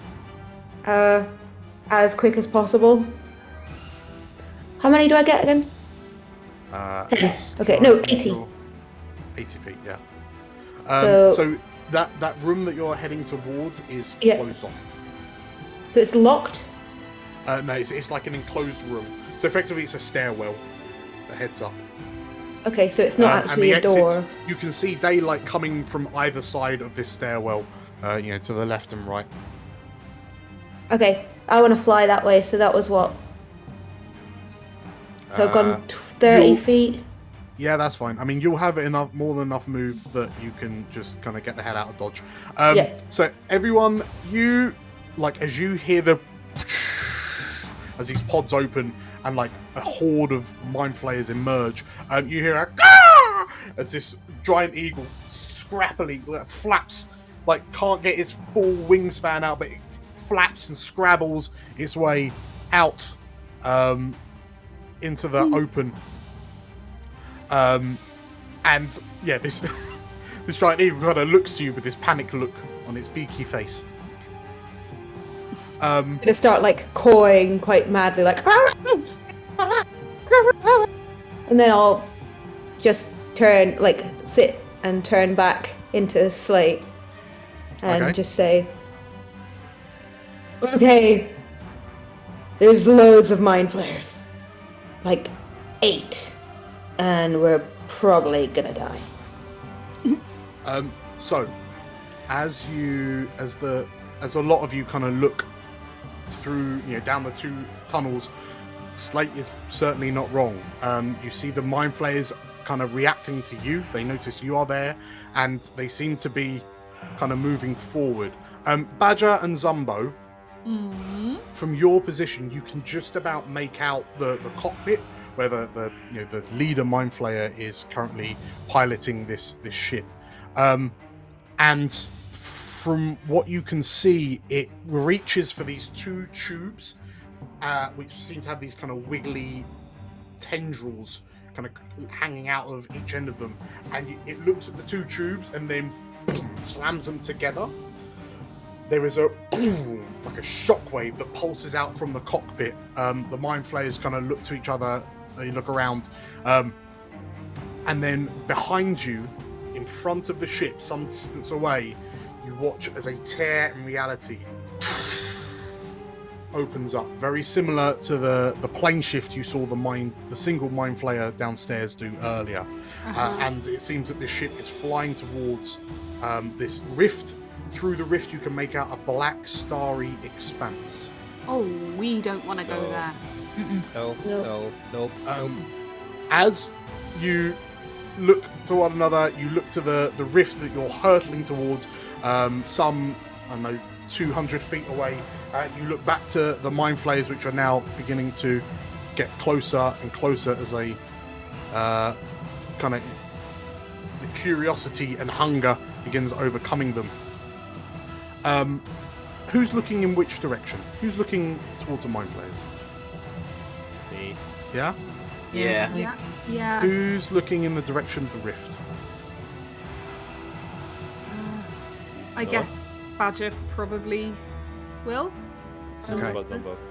So I'm tied between the cockpit, seeing what that guy's doing, and the star expanse. Probably the star expanse. I think just before the expanse opened, Badger had probably turned to Zumbo and said, "So, Captain, any advice on commandeering a boarded ship?" just before, as you finish that sentence, obviously those of you looking at the mind flayers, I suspect you're assuming defensive positions. But Badger, Yes. there's something in the rift, and it's getting bigger. And as you peer and squint, as you get closer and closer to it, you watch as a large, dual-hulled ship bursts through the other side of the rift, and you recognize it as the Hunter's Githyanki flagship. The hull, now that you're seeing it at eye level, the hull has wicked kind of blades that run along its side, almost as if it could run its side across a fleshy vessel such as this and tear it apart. You can see a number of figures moving about the decks, preparing. There's a large kind of curving triangular sails which span from the very fronts, the 2 front points of the ship all the way to the back. But the bit that takes your notice the most is that between the 2 hulls is what appears to be some sort of large cylindrical shape, and it appears to be glowing. and it's getting brighter and brighter the longer you look at it. Almost as if it's gathering some sort of energy.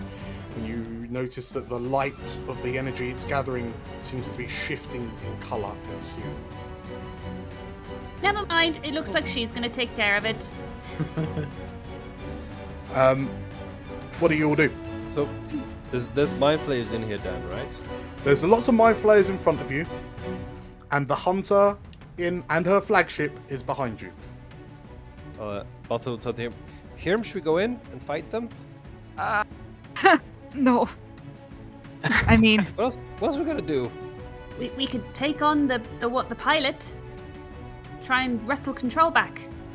That's what you do, isn't it, Zumbo, when you board a ship? Yeah, normally, but its crew might have something to say about that, Badger.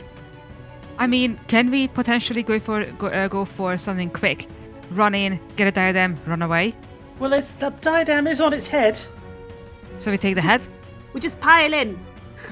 As you wonder this, everyone, can I have a What is it? dexterity save? Oh, bad. Oh, I'm not close. Bad. How far away from Bad here for am I? clerics, especially. I think 10 feet. Oh, Let me double good, check I'm that. Hold on. I think I did roll. Yeah, 10 but- feet. but Oh, I rolled a 23 for you. And you're a 3 charisma, aren't you? Or a 4? Yes, 3. So actually, apart from Slate, everyone gets the +3. Okay. Not that Balthazar needs it with the natural 20.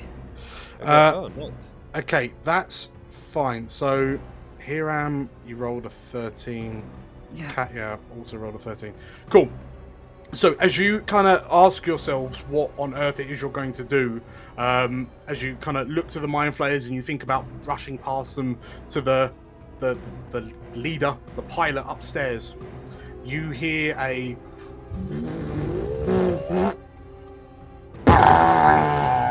and a rainbow-hued beam of light arcs from the front of the Githyanki ship and flies towards you.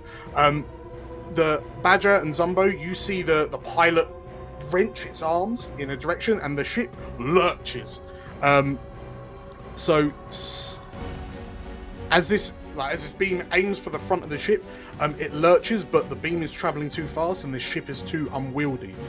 So with everyone rolling at least a 12, you manage to dive out of the way as you're kind of you manage to stay on your feet as you jump to one side, and you watch as this beam strikes the front of the ship, and Whoa! God. it cool. carves a hole through the hull of the Mind Flayer vessel you're stood on. The explosion, it rips through, and the edges of the flesh that it was touching are now warped and glowing with this kind of multicolored hue. The blast kind of catches a few of the Mind Flayers in the back unawares, and they are sucked through a hole in the bottom of the ship, and kind of vanish off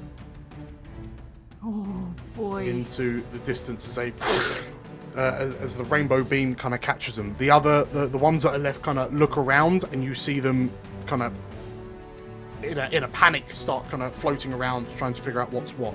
The lingering light that takes the place of the trench that's just been torn through this vessel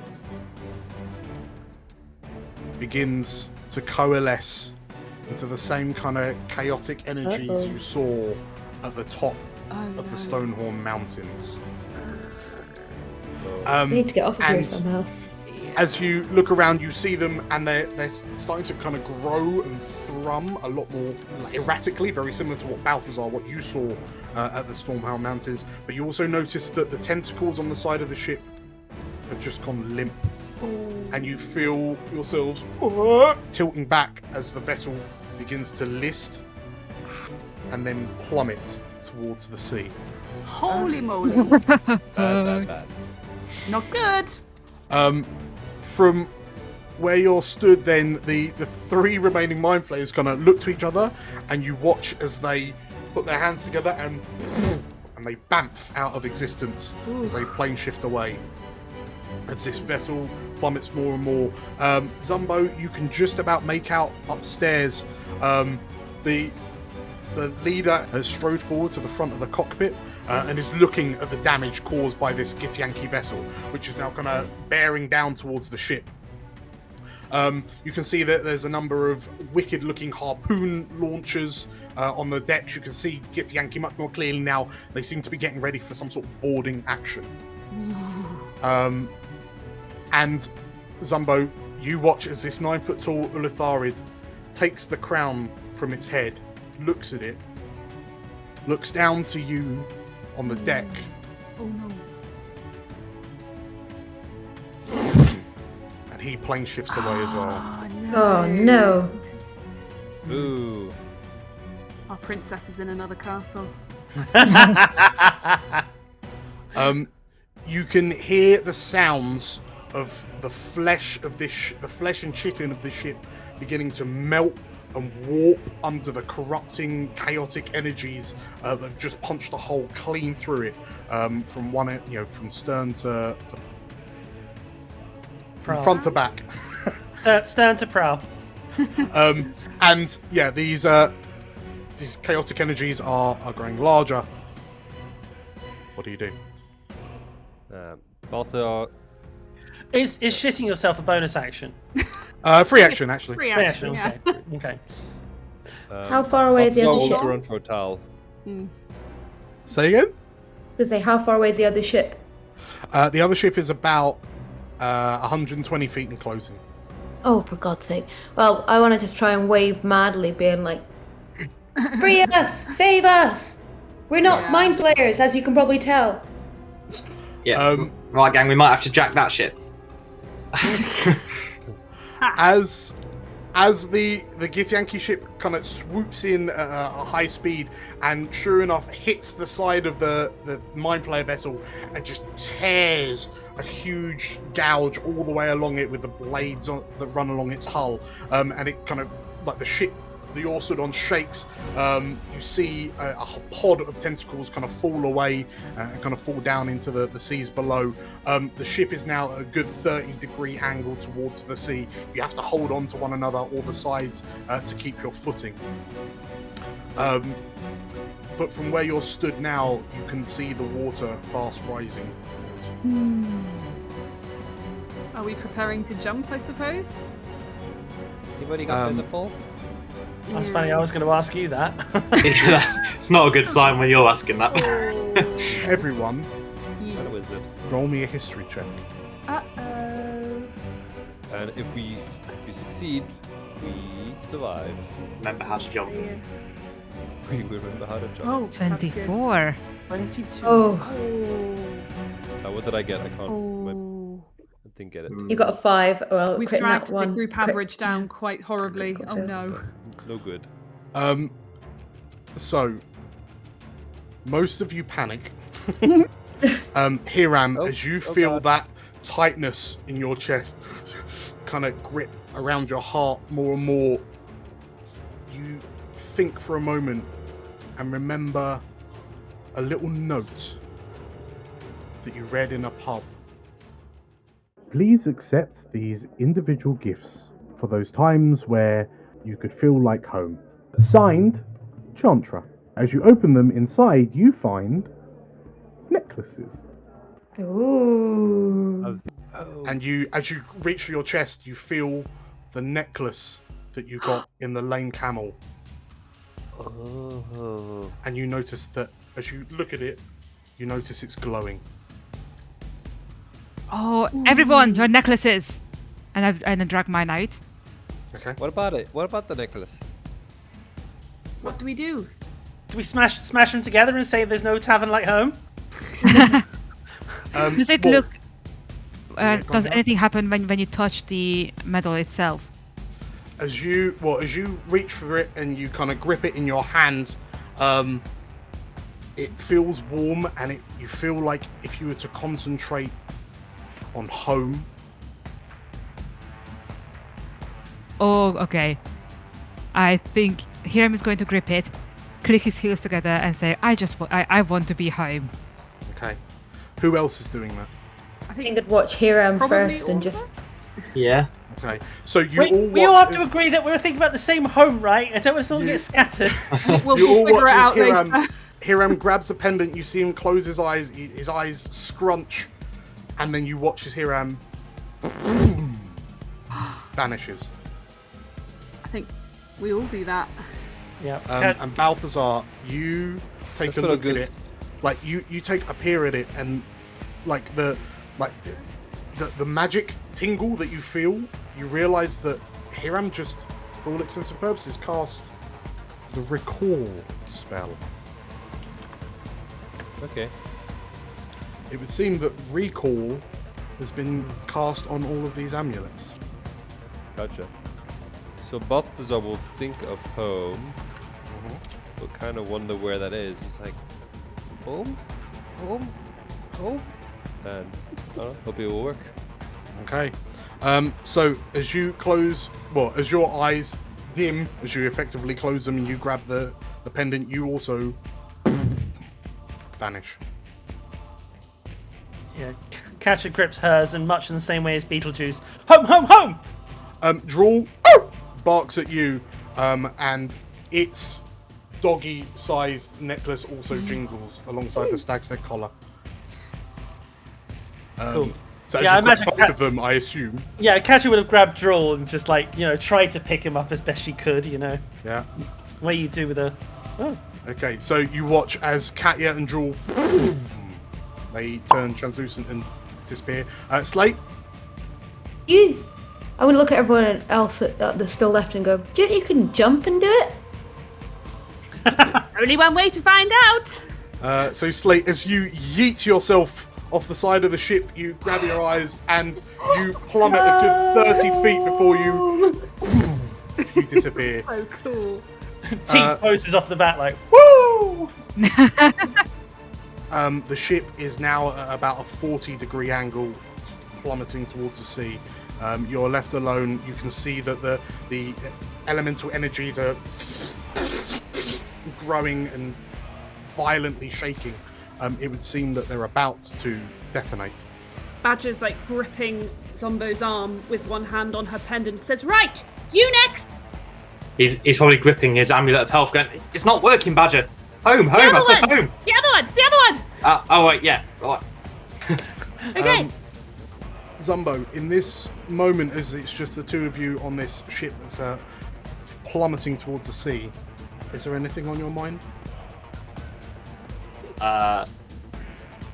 Just not hitting the sea, I think. and Badger not hitting the sea either. So yeah, he's keen to get out of Okay. there. That is not on his mind. Badger, is there anything on your mind? I think not hitting the sea is very high up there. But it's just, Zumbo, you've got to do it now, quick! All right, take us home. Okay. As the two of you both clutch your pendants and close your eyes, you hear a... And when you open your eyes, Badger, you're still on the ship. Oh. Zumbo, as you feel yourself tumbling through, it feels like dimensions, and when you open your eyes, you crash to the ground in a hump, in a crumple, and you can see the other Warhounds kind of stood around, kind of sorting themselves out, kind of dusting themselves off and looking around confused, and you realise that Badger's not here. Yeah, just be like looking around for a Badger. Badger, where are you at?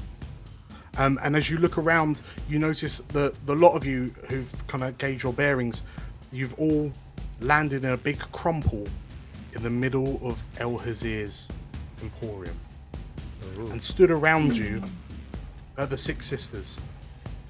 And they look concerned. We're missing one. We're missing one. Can you help? Can you fix it? We need... This doesn't feel like home. Where? No offense. Where is Badger? Chandra says to you. Here? Somewhere? Or halfway there? Or hopefully not still on the ship. What do you mean, where is she? You made the bleeding amulets. The 6 sisters look to one another, and there's a silent acknowledgement between the 6 of them, and they all encircle you. They hold their hands out, and their fingertips just lightly touch. And you see them. They close their eyes, and then their heads rock back. Their eyes are ablaze with magic, and their hair begins to flutter as they begin to levitate off the ground. You see the other patrons of Elazir jump back in shock and surprise as these 6 sisters begin channeling some sort of spell. Back on the ship. Badger, you've just watched Zumbo, you've just heard Zumbo disappear. And as you look around confused and look down at your necklace, you realise it's got a crack in it. Oh. Oops. And as you look around in confusion, you can feel the energy kind of tingling, making the hairs on the backs of your neck tingle. You hear a small voice. Hello? What's happening? Help! Oh. And pulling herself up the stairs, you see Renna looking utterly bewildered. What? Renna. Badger? Why are we... Oh, this is a... Oh, no. Are we crashing? Renna, it's okay. Hold on to me. She kind of grabs you and... Oh, your necklace. You've broken your necklace. Yes, I know. I'm sorry. And I'm so sorry. It's fine. And she takes her necklace in her hand, and she begins casting a spell, and she casts mending on this amulet. And then she looks to you and... I think I fixed it, Badger, she said. She shouts to you as the sound of the wind... Yes, you did. Past. Well done. And What does it do? You need to think of home. And she takes it off and puts it on Renna. Oh. Just hold it and think of home, Renna. Quickly. You have to do it now. And she looks to you but she looks down at the amulet, and then she looks up. And there's confusion on her face, but then she begins to understand. But what are you going to do? How are you getting home? You don't need to worry about me, Renna. I'll be fine. I'm the leader. I'll be right back. I'll get help, she says. And she holds her hand around the crystal and she closes her eyes. And she... They're safe. They're all safe. Whew. And Badger, as you... the ship tilts enough that you fall to your back and you slide across until you're stood on this vertical railing as a stand, and you can see the Dragomir getting closer and closer overhead. You can see the Githyanki vessel kind of beginning to peel away. And as you kind of look over, you see the clouds of elemental energy expand, contract,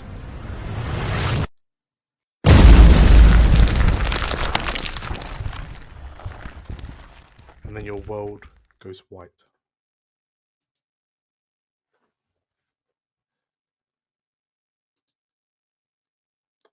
Oh, you feel dear. What can only be described as the most intense, tearing pain you have ever experienced as the energies wash over you. And as you try as you might to fight it, you can't.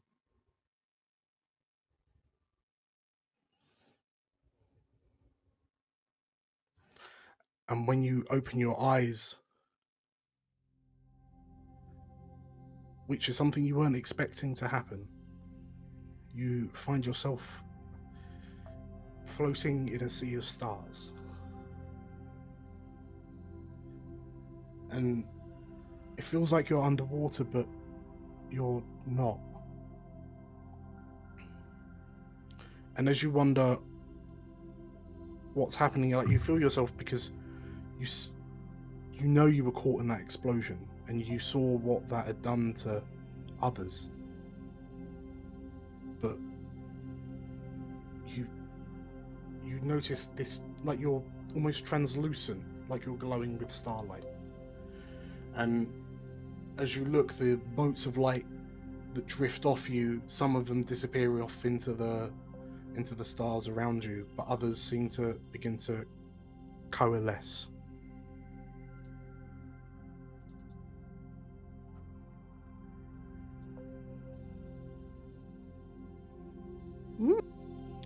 And the form of Azarad appears from your motes of light in front of you.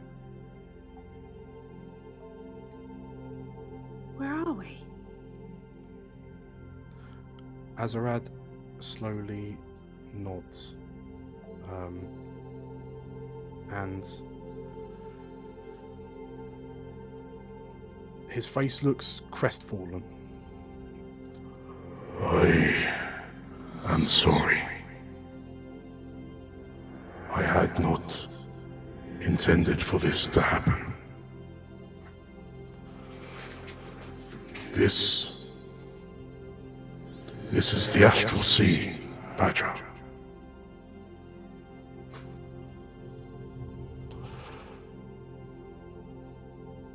He seems to struggle for a moment, because then he can see the confusion on your face clear as day, and then he says, Once upon a time, you found a stranger in need, and though you knew not what you were facing, you immediately helped anyway, and thus provided a safe haven for a lost soul.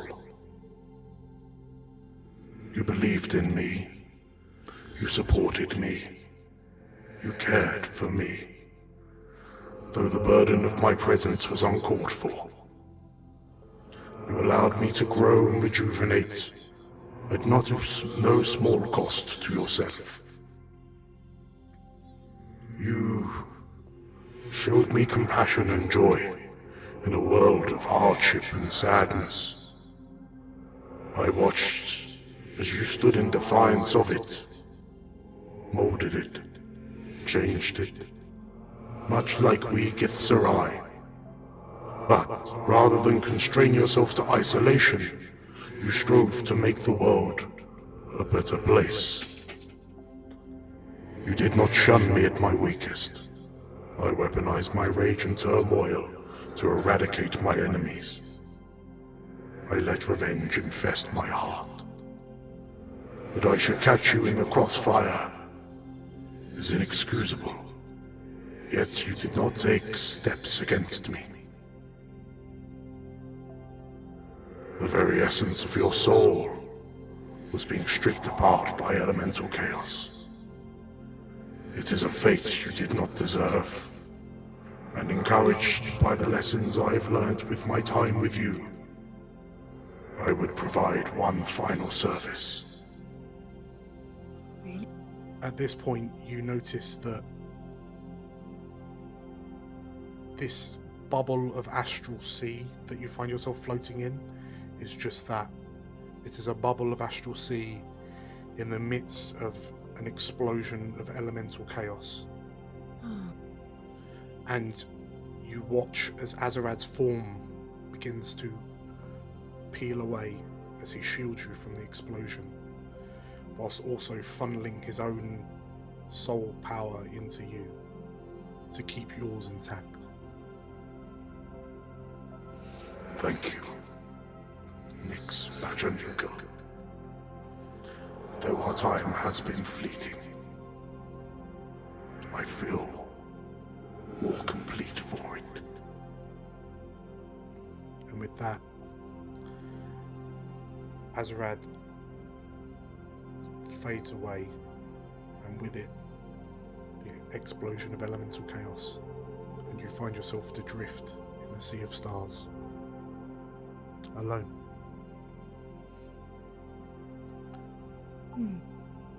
As you take a breath, close your eyes. When you open them again,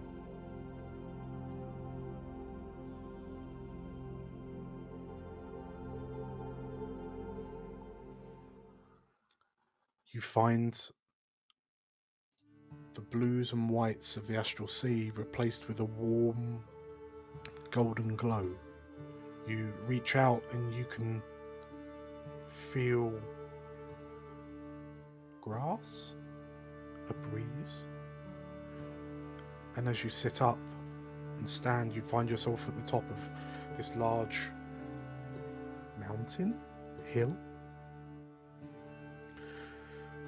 You can see these rising peaks dotted with beautifully crafted buildings made of white marble and gold. Off in the very, very far distance, at the top of the largest mountain, you see this impossibly large tree. Large enough that it appears to be holding settlements of buildings on its outreaching branches. It's pleasant here. It's home. And as you kind of study your surroundings, you look to your left and you spy a little gnome sat on a rock, an old gnome for sure, with a cap shaped like a flower on his head, a green shirt with a wood brown jerkin over the top of it, idly kind of minding his own business whilst puffing on a pipe, which emits this gold smoke that looks like the clouds that gently lays overhead. And he looks to you and, Oh! Hello? Hello. I'm sorry, we weren't expecting any guests. Oh, sorry about that. Where am I exactly? The gnome peers at you curiously. The thing that's most curious about him is that his eyes burn with this intense kind of emerald glow. And he kind of stands up, takes a few puffs of the pipe, creates a few new clouds with it, and then he walks up to you and donks you on the head with the tip of his pipe. Oh, you're real. You're here. Huh. And he looks around. He looks down to his side, like he looks at the rock where he was just sitting, and fast asleep next to the rock is what appears to be this giant raccoon, which kind of snuffs a little bit as a butterfly lands on its nose. You're in the Golden Hills. The Golden Hills? Well, yes, he says. And he looks around, and at this moment, as you peer at him, it dawns on you that stood in front of you is Bearvan Wild Wanderer, known as, colloquially, the Forest Gnome. But he is the gnomish god of forests, travel, and nature. We weren't expecting any new arrivals today, and you look significantly more solid than the rest of them. How did you get here? How? Well, there was a big flying ship and some mind flayers, and then the Githyanki came and they blew a huge hole of elemental chaos in the ship, and then it all went a bit white and painful. And then I was in the astral sea, and then he holds a finger up. My dear, This sounds like a story that requires a drink. And he kind of walks up to you and he kind of puts an arm around you. Did you bring any luggage? How long are you planning on staying for? He says that, and I mean, I assume for a long time. As long as I find myself here, I suppose. He smiles and, don't worry, my dear. We'll make you feel right at home. This way. I hear that Garl is putting on a show tonight, and you should never miss a show from the good old Gar Glittergold. Ooh, lovely. Is there anything I can help with?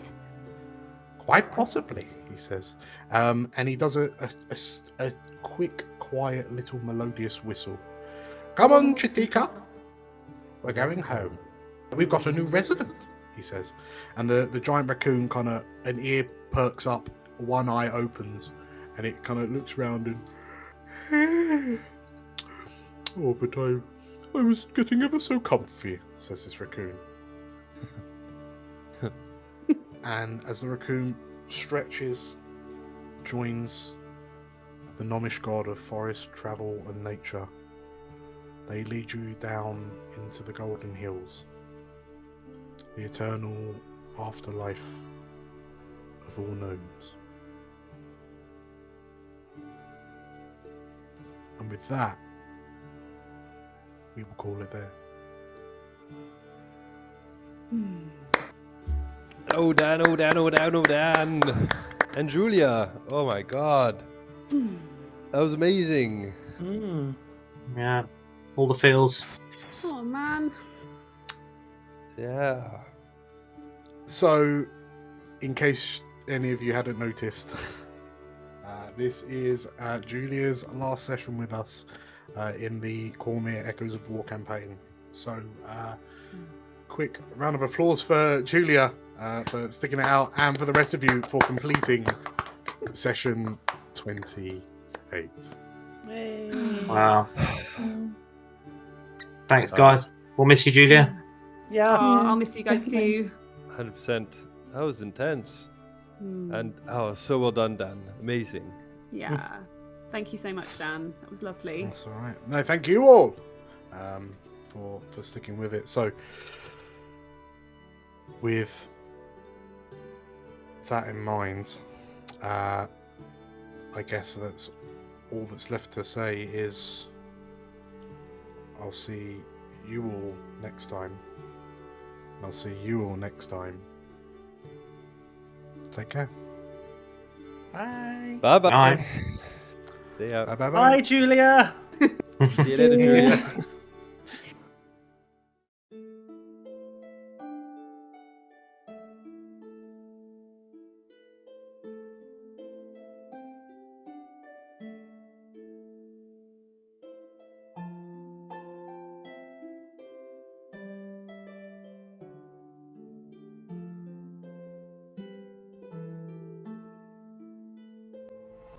And with that, we have reached the end of level 9. It's always tough to say goodbye to a player, but I'm so thankful to Julia, the rest of the explorers, and to all of you for the support that's been given since this channel started. There's going to be a few changes as we head into level 10, which will wrap up the Cormyr campaign in its entirety, and I hope you enjoy it as much as we are. Another shout out to Birdie Maps for the amazing bespoke maps. There'll be links to their Patreon down in the description below. If you enjoyed this finale, please like the video and comment, and for more Cormyr adventures, click here, and to subscribe to the channel, click here. Once again, as always, stay safe, and may the realms endure.